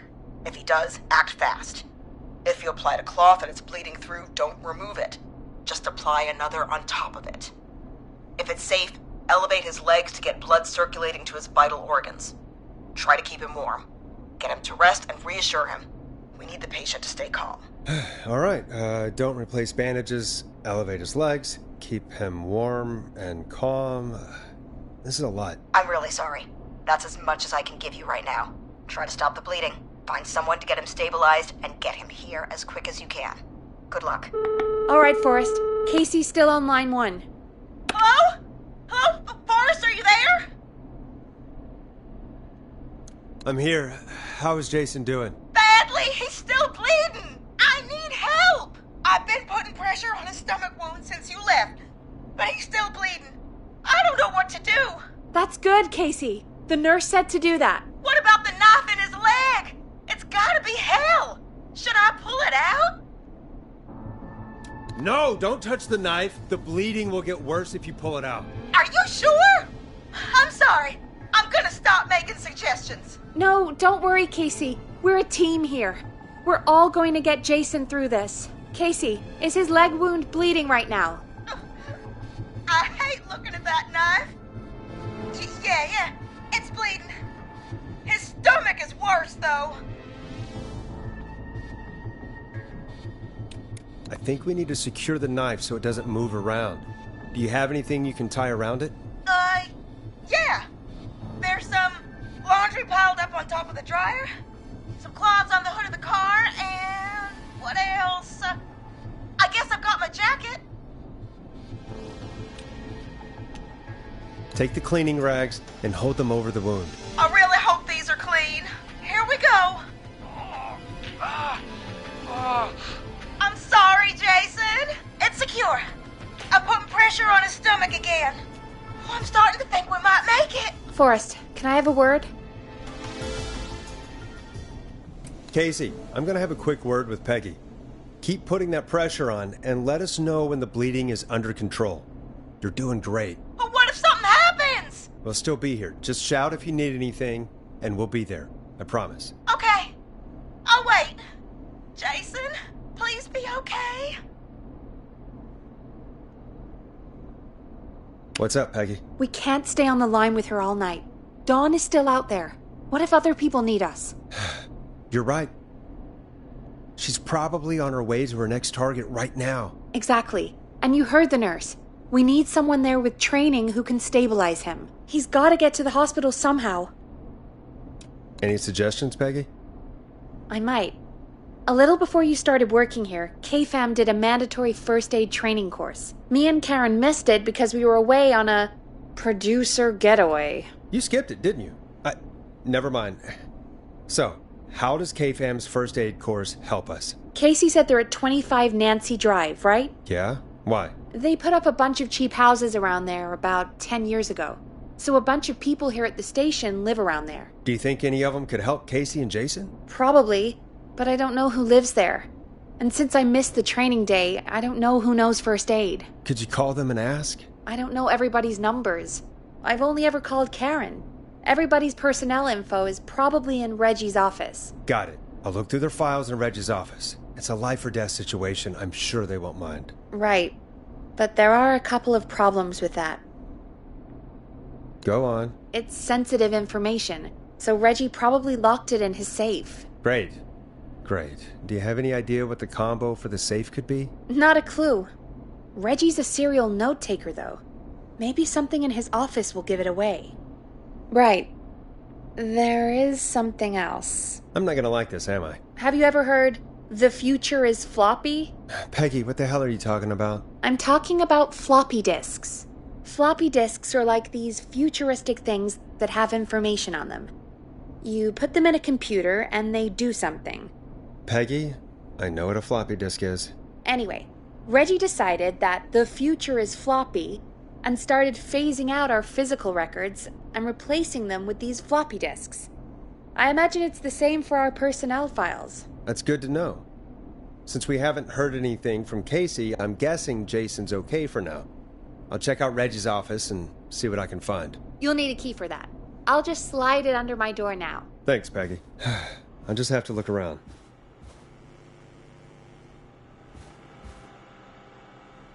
Good. I'll patch my mic down to the office so you'll hear me over the intercom.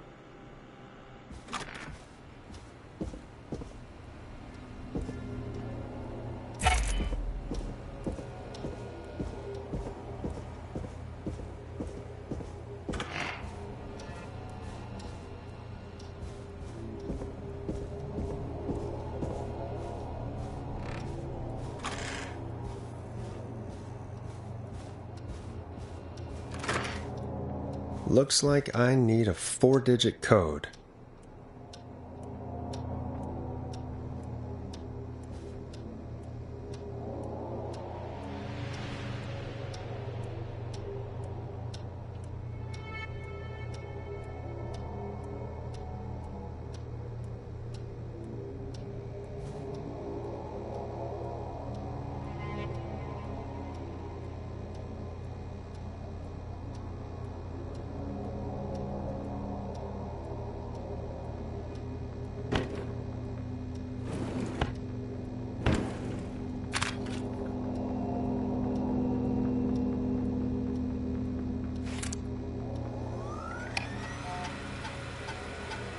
Could this be it?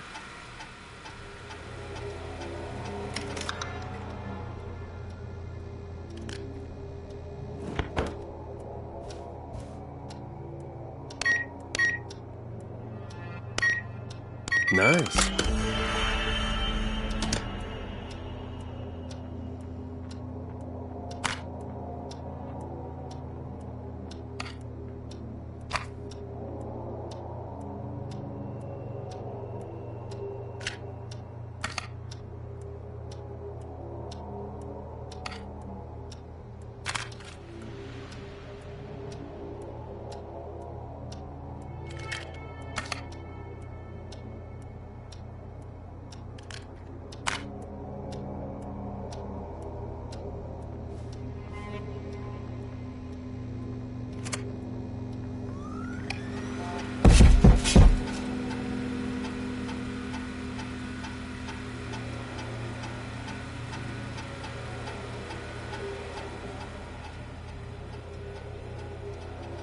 Hey, Peggy, you there? Yeah, I'm here.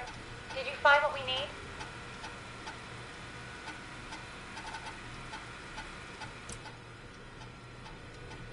I think I know who our best bet is to help Casey and Jason. All right, good work. Who should I... Hello? Is anybody there? Please pick up.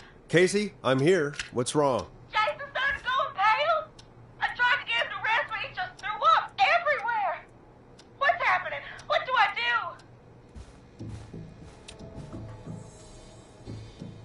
God, it sounds like he's going into shock. Casey, just stay calm. It's going to be okay. But the bleeding seems to slow down. Did I mess up? Jason, I'm sorry. Casey, calm down. You've done everything right. I need you to listen to me, okay? For Jason. What did the nurse say to do about shock? Casey, I need you to elevate Jason's legs. We need to get the blood flowing to his vital organs. Got it. Jason, stay with me. I'm just gonna move you. This might hurt. Okay. I propped his legs up on some boxes. I'm looking at my notes. We need to get Jason as warm and comfortable as possible. Do you have anything you could use nearby, Casey? Yeah. I still have some laundry next to me. I'll wrap him in some blankets. Just give me a second. Sorry. Jason's bleeding through his bandages. Should I get him new ones? Or... Oh, God. Don't remove the bandage. Apply another one on top of it. Do you still have something you can use? I've used the rest of the laundry to keep him warm, so... I'll use my jacket. I can always get a new one. I'll fix his bandage and get him warm. Hold on, please.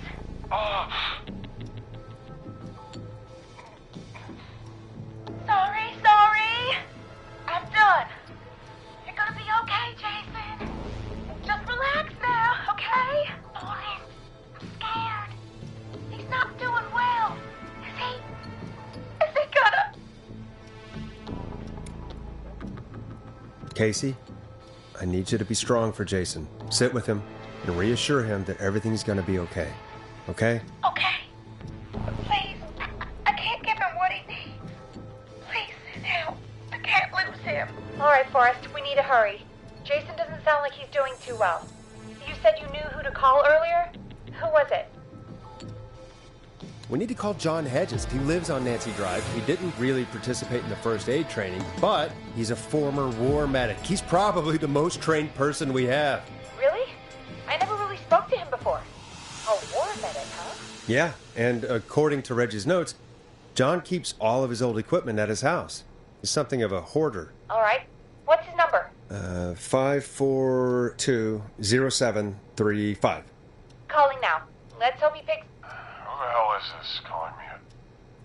What time is it? John, it's Forrest Nash here at KFAM. We have an emergency and we need your help. Forrest? If this is a work emergency, then it can wait until the goddamn morning. Just leave me a note like everybody else.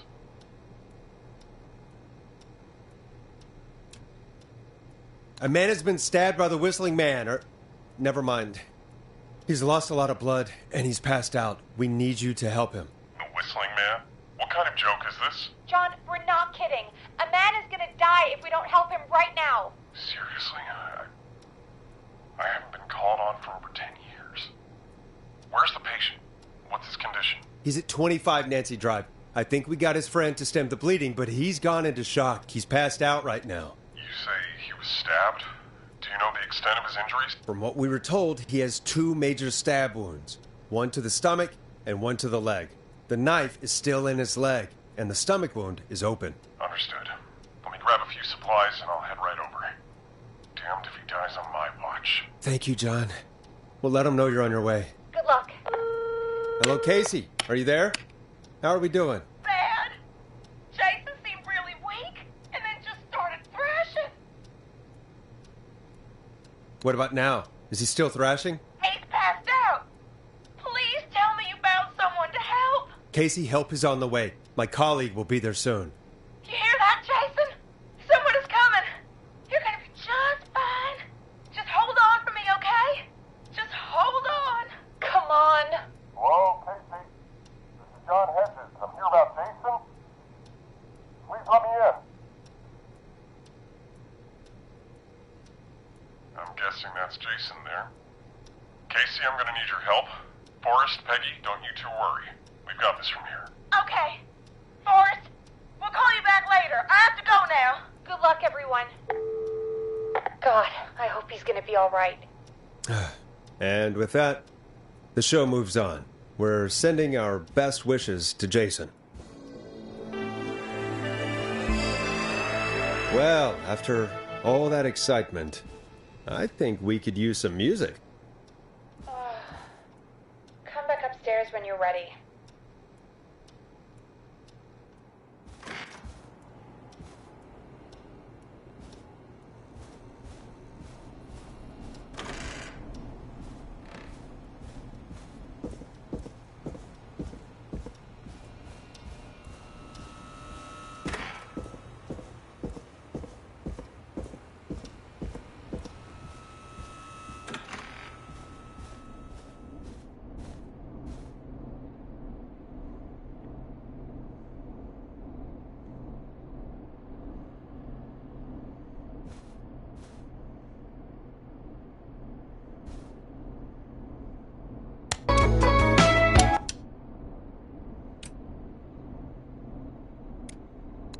It's getting pretty late. This might be your last break for the night, so try to enjoy it. Give me a buzz when you want to go back on air. Let's roll. You got it. We've got another call coming through, too. Welcome back to 189.16, The Scream. I believe we have another caller on the line. How are you tonight, caller? Forrest, it's me, Roller Ricky. Oh, and Maxie's here, too. Good to hear from you again. How are you both doing? Oh, we're good, man, thanks to you. You're like our guardian angel. That wouldn't be a bad look for you, Forrest. A little White Wing Halo number? Maybe something for the K-Fam Halloween party. All right, everyone, let's calm down. Ricky, I'm just glad we could help you and Maxie. Is there anything else we can help you with, Ricky? Actually, I think I have some info that might help you. Oh? What's that? You see, man, me and Jason know each other. You know each other? Yeah, we went to Gallows High and played on the football team together. He was a gnarly offensive linesman, and I was our star wide receiver. Runner Ricky, they called me. All right, and what does that have to do with tonight? Well, because George, the guy who drowned, he was on our team too. Keep talking. What happened? We had our first team party on the night he drowned. He seemed like such a good dude. Ricky, were you there when George drowned? No, man. Once the party turned, I beat feet out of there. Man, I remember George and his girl there. There was a whole lot of love, man. I could see it, you know?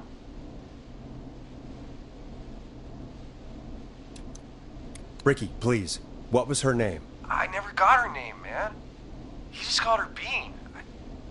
I didn't really know her before or see her after that. Then what did she look like? Please, tell us anything you remember. I just remember a pretty girl, man. I'm sorry. Ricky, you said the party didn't last long. What happened? We were just having a good time, and then the next thing I knew, everyone was running for their life. I looked up and saw that goddamn whistling man in the trees. And I never ran so fast in my life. I ran straight home. Didn't know about George until next morning at school. I'm guessing it was whistling night, wasn't it? That the whistling man was just another kid. Yeah. I don't know how George died, but I always felt like if anyone deserved to die that night, it should have been me. And Ricky, it wasn't your fault. You're not a bad person. I know that now, man. It took a long time to learn, but yeah, just thought I'd tell you all what I know. Thank you, Ricky. This helps. Thank you. You got it, man. Anyway, I think it's time for me and Maxie to free up your phone lines. Thanks for listening, man. I'll let you to it. Night, Ricky.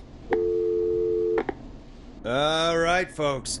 Looks like we got a new lead in the case. If anyone has any info about this mysterious being, please call in. If she was George's girlfriend back then, she's probably in her mid to late 30s now. Huh. Oh, we have another call coming in, but hang on. What's up, Peggy?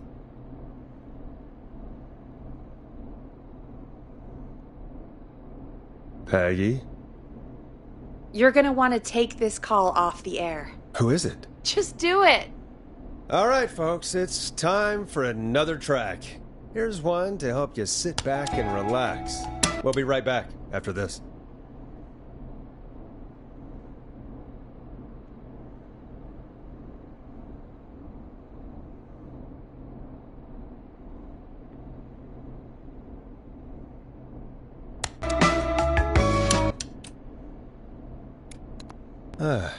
I hope this is good news, Peggy. Who have we got? Find out for yourself on line 1. Hello? Forrest! I'm glad I got back through to you.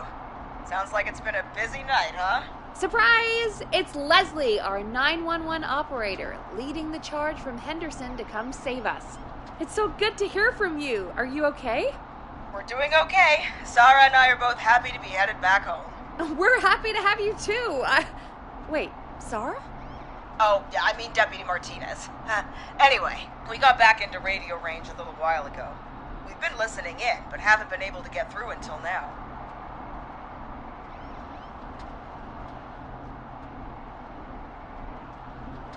It's been non-stop since you left. Please tell us you're bringing help. You bet! I'm leading a whole goddamn squad towards Gallows Creek as we speak. Turns out somebody had cut the phone lines. They had no idea what was happening. That's great news! That's crazy about the phone lines, though. Do you think the Whistling Man cut them? I'm guessing so. I don't know how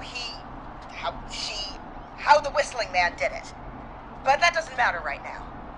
Listen, we're coming in hot, but we need your help. I know Gallows Creek isn't a big town, but if we don't know where the Whistling Man is, we can't get him. Her. That's where you come in. You can count on us. What do you need? It might be a long shot, but here goes. The Whistling Man already called up a few times. I bet she calls again. We're still a little ways out of town, so if she calls, stall her. Buy as much time as you can for us to get in. And while you're talking to her, try to figure out where she is. We'll be listening in, so once her location is known, we'll head straight there and end this nightmare. I'll do my best. I know you will. Heck, I can see the headlines now. Forrest Nash's interview of a lifetime. Anyway, I'll radio the other cars and tell them the plan is a go. Hopefully the next time I see you, it'll be with our killer behind bars. Take care now. We'll see you soon, Leslie. Oh, thank God. It sounds like this is almost over. We're nearly through this. Best we don't waste any time then. Let's get back on air. You got it. Bringing you back live now. Welcome back to The Scream with me, Forrest Nash. The line is lit up, but before I get to our next caller, I just want to say, things are looking up. It's almost over. But for now, let's bring in our next caller. Evening, caller. This is Forrest Nash. Hello, Forrest. This is John Hedges. I'm here with Casey. I wanted to give you an update on Jason. John! Is he gonna be okay? He's a fighter. He'll be fine. We've got him stabilized and resting in a bed. We're preparing to move him to the hospital. Thank you so much. If you hadn't been there, then... God, I don't even want to think about what would have happened. Of course, Casey. We're just happy he's okay. John, Casey, you two did all the work. Tell Jason to get well soon from us, whenever he's up for it. Well, why don't you tell him yourself? Is this Forrest? Jason! We meet at last. It's good to hear you, Jason. How are you? Oh, well, I've got a hole in my stomach, and there's a knife in my leg, but John gave me something to take the edge off. So, I might feel even better than either of you.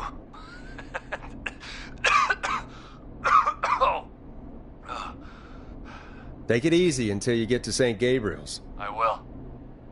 But, before that, I needed to call you. I'm guessing the Whistling Man is still out there? Yep. As far as we know, anyway. I was worried you'd say that. God damn it. Actually, I'm glad you called. I wanted to talk to you about what happened earlier. Go for it. We spoke to Roller Ricky not long after you were attacked. You spoke to Is he alright? He is now. I mean, he was attacked earlier, but this call came after. Hey, guys, I'm really sorry, but there's a call on the other line. I just need to make sure we don't have another situation brewing. You fill Jason in on what happened. I'll be right back. Sure, Peggy. Sorry, Jason, where was I? Yep. Ricky's fine. You don't need to worry about him. That's a relief. He told us about George. Sounds like everything's finally coming out now. It's been tough to hold it all in. Sounds like you've been holding back about something awful, Jason. I'm part of the reason my best friend is dead, Forrest. And the few who knew about it said if I ever said anything, I'd find myself in jail. For a long time, it was hell. And then the town just moved on. Like he'd never existed. What happened that night? I went along with the stupid prank, that's what. Whistling night. Some of the guys on the football team had an idea for a way we could haze the newcomers. We decided to plan a party in the woods and have the Whistling Man crash it. It was stupid. We each had a role. I was the stabbed friend. At the party that night, I left the group for a second, met our Whistling Man, pretended to get stabbed in front of everyone. Started an almighty panic, those screams. That was the last time I saw or heard George alive. How did George die, Jason? I don't know. I was playing dead. But when I heard her scream... Ricky mentioned a girl named Bean. Is that who you mean? Bean? Oh, yeah. I guess George did call her that. Yeah. He called her Bean. I heard her again tonight, Forrest. Her name was... What? What happened? Are we still on air? No, we're not. Seems like the power is completely gone. How do we get it back on? I don't, we can use the emergency generator down in the basement. Ricky picked it up a while ago in case we ever needed to do an emergency broadcast. An emergency broadcast? Emergency? You know, nuclear war, alien attack, broadcasting a serial killer's location to the cops so we can end this nightmare. Fair point. It's in the storage area in the far back corner, up on the wall. You might have spotted it earlier when you were digging around for all those tapes. It'll have a big red button. Just press that. I'll see you when you're back.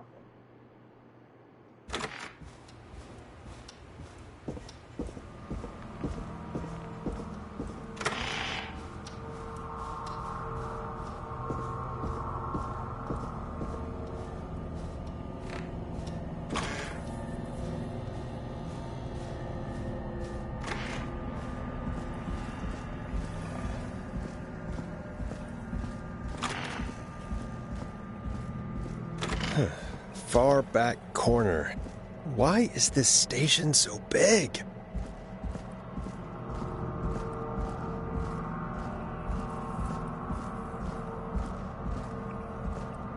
That must be it. Boom! We've got power.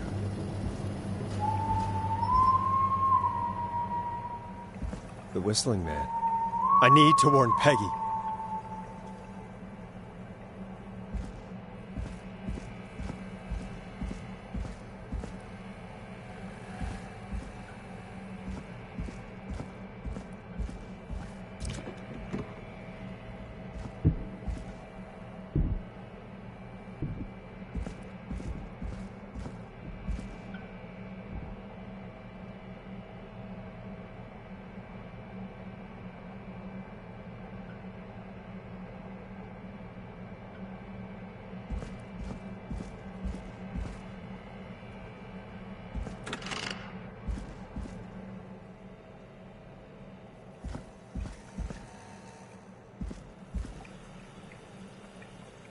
Peggy, are you there?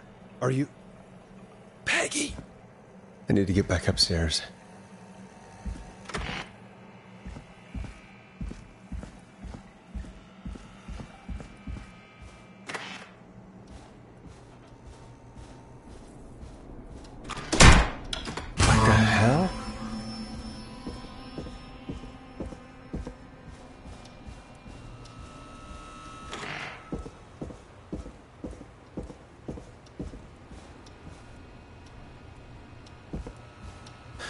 Oh, no. Peggy! Where'd you go?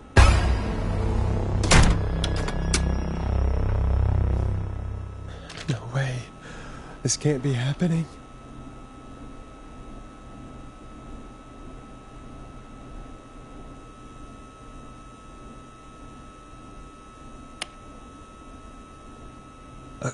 A call? Where's Peggy, Don? Have some patience, Forrest. It's almost the end of the night. Almost the end of the show. But it's not over just yet. Got a little time still. So let's make the most of it.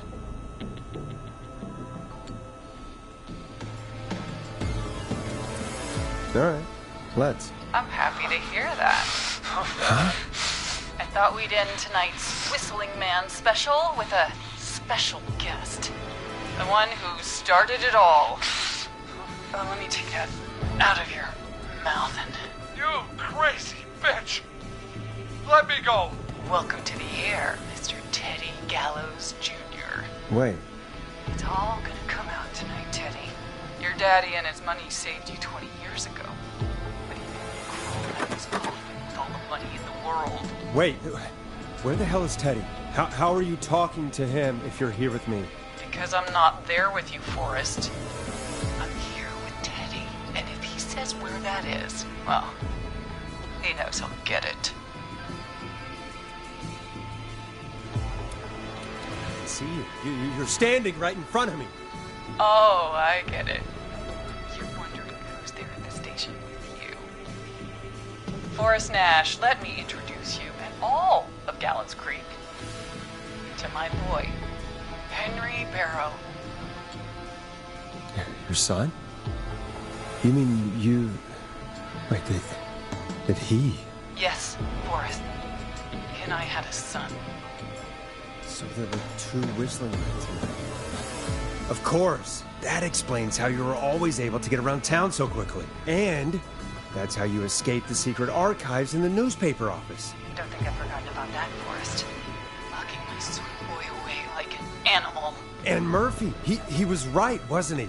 He did fight a man. He did. I taught my boy to never run away from a fight. Hang on. Did you say Barrow? Then are you... Let me just get this mask off. Damn uncomfortable thing. No wonder Mooney went crazy wearing this. There we go. Marie Campbell? George's old girl. Oh, well, it sure has been years since I last saw it. Oh, God damn it.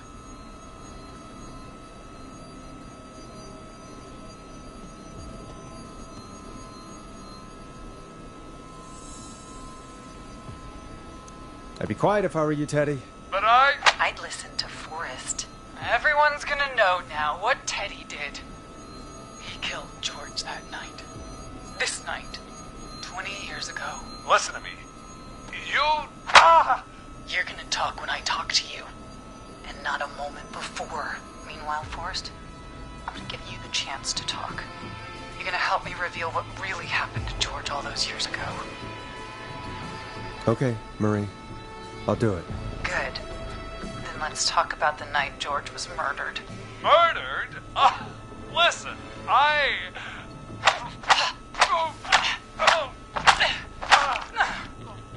said you speak when you're spoken to.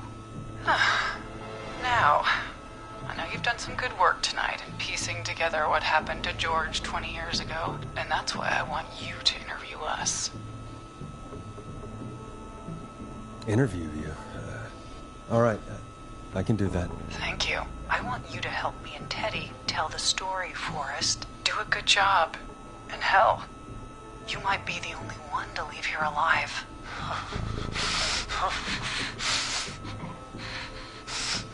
I need to drag this out. If I can buy Leslie time to get back to Gallows Creek, and if I can find out where Marie is, then this can end. Teddy, we'll start with you. Just, talk me through what happened that night. How did it start? How would I know? It was 20 years ago. Teddy, be honest with me or we're both going to die. Honest? Forrest, I'm trapped here with a psycho. Ow. What the hell? God damn it. Okay. Our first team party was coming up. And when I saw the date it was scheduled for, I had an idea for a way we could prank the new guys.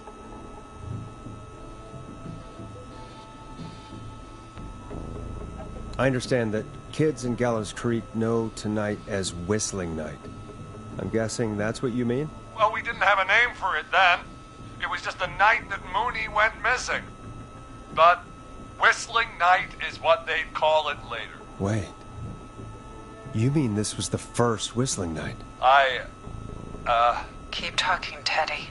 We went up near Whistling Point. God, who was there? Me, Jason, and George, of course. But George didn't come alone. He brought Marie. And Roller Ricky. He was there too, wasn't he? Yes, Ricky was there too. Runner Ricky, our wide receiver. I helped him off the bottle, you know. Because I'm a decent man. Is that so? Yes, it is. He came apart one day. Some people do. He had some issues. Wasn't stable. I didn't want him to hurt his chances in life. So, I helped him keep himself together. You were afraid he would talk about that night, weren't you? Keep talking. About midway through the night, we put the prank into action. We looked up at the trees and saw Jason there, bloody, like he'd just been stabbed. And the Whistling Man, screaming. George and I and Ricky, we got left behind. But Ricky was in on it too. I know he was. He and Teddy were as close as anybody. Teddy must have told him the plan. Did you ask Ricky if he knew or not? I didn't see any reason to. Why? Because Ricky phoned up earlier. He didn't know anything about it, Marie. What? He had no idea what was happening. He said he was as terrified as anybody. Isn't that right, Teddy? You didn't tell him, did you? Ricky never could keep his mouth shut. If we told him, he would have given everything away. But well, it doesn't matter.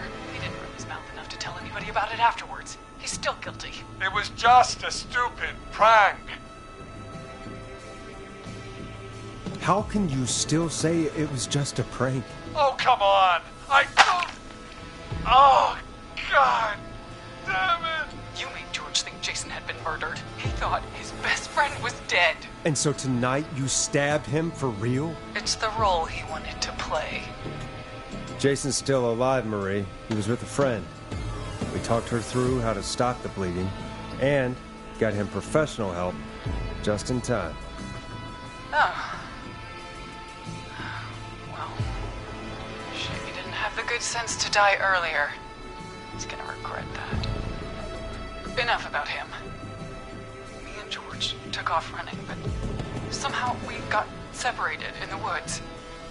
I ended up near the bottom of Whistling Point, and when I noticed George wasn't with me, I panicked.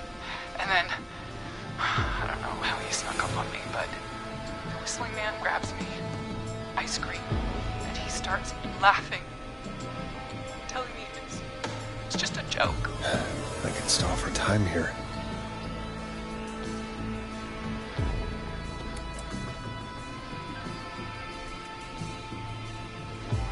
How did you feel in that moment? I felt like nothing was real. I felt small and confused and...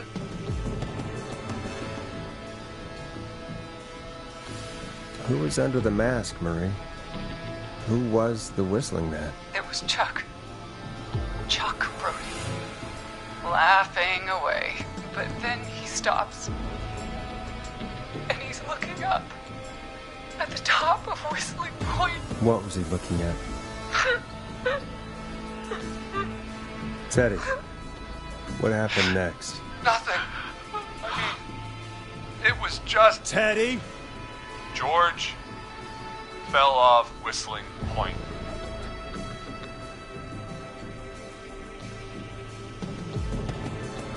How do you know what happened? I saw it. You pushed him. You were up there. You were dressed as the Whistling Man too, and... I didn't push him, God damn it! I just chased him up there, and he kept backing up. When I saw he was about to go over, I reached out.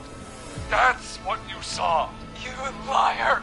It's not my fault. He didn't know it was a joke. If he'd had any brains, he would have realized. You bitch. No one's going to believe this.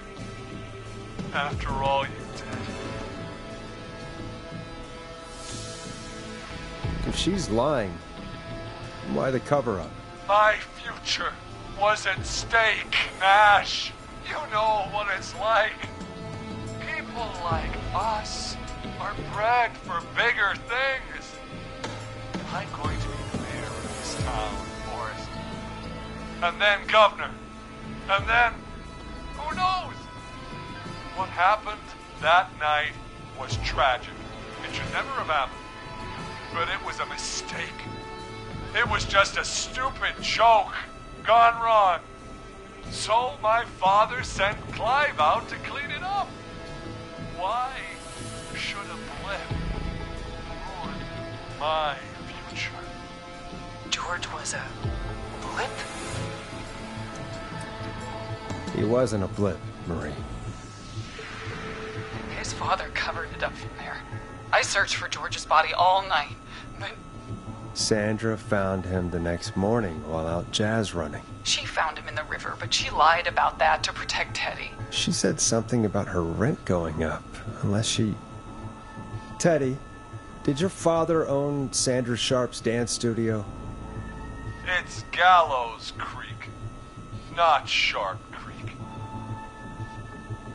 I'd answer the question if I were you, Teddy. Yes, okay. We own most of the town. That's it then. Your father was going to run her out of business unless she lied and said she found him in the reservoir instead of the river. What my father did in his business dealings is nothing to do with me. The false reports. That's why you killed Sheriff Matthews too, isn't it, Maria? Not just to get him out of the way, but... Everyone was in on it, Forrest. Even the coroner wrote a fake report. Said George was drinking, that he just got himself into trouble, and... I saw. I'm sorry. For all it's worth, Virginia didn't have much of a choice. She had a sick sister whose treatment she couldn't afford. She played along with the gallows to save her sister's life. And her own. Even still, she should have told the truth. I did my part. I tried everything I could think of. I even went to the newspaper, but no. That coward killed the story. We'll take care of Maurice Russell later. You've been through hell, Marie. I'm sorry. You've got no idea. It never should have started. He shouldn't have pushed my George off a cliff. He should have been punished. But it's coming to a stop. At least for now. Here, where George and I first met, before he joined the football team, was right after he shot the winning throw. Wait a sec. We're at Gallows Creek High, in the gymnasium. That's right, Forrest. Not that it matters, but yes, we're here. Anyway, I think that about wraps up the interview with Teddy. So... Marie? Where? Oh my god. Peggy! Teddy? You've got to help me. Quiet. You'll talk more later. Now I have to talk to someone who mattered more than you ever did. Peggy. It's been so long since I've seen your face. I worried you wouldn't come. Marie! Oh my god. I thought you... And here I was, thinking you'd forgot me. I'd never forget my own sister. Sister? Peggy, what's happening? Why are you even there? Wanna explain, Peggy? Earlier, while you were speaking to Jason, I got a call. Do you remember? Well, it was from Dawn. She said that my sister Marie was there that night George died, and that I should come to the gym for a reunion. And when you walked in, you found out. That my sister is the Whistling Man. Good to see you too, Peggy. Why didn't you tell me any of this? She said that it was my last chance to see my sister. I knew if I told you, you'd try to stop me or come with me when we need you on the radio. And I just... I'm sorry. This has to be a lot for you. What happened to you, Marie? You just disappeared one day. Disappeared? I was thrown out, Peggy. I begged Mom and Dad to do something about what happened that night, but did they care? No, they told me to stay quiet. They only cared when they learned I'd been with George, and... Marie, I'm so sorry. I never knew. It's not your fault. Really, it's Mom and Dad I should be seeing right now. But since they're dead and gone, well... I'll have to settle for the next best thing. Next best thing? Do you mean? Someone has to pay for what they did. Marie, please. Mom and Dad are gone, Peggy. Besides, you forgot me. Just like the rest. You forgot. Marie, Peggy never forgot about you. Keep your mouth shut. She kept a card from you. She kept it here on her desk. What card? The card you made me for my 8th birthday. What does it say then? Happy birthday, Peg. Now you're great and 8. Love, M.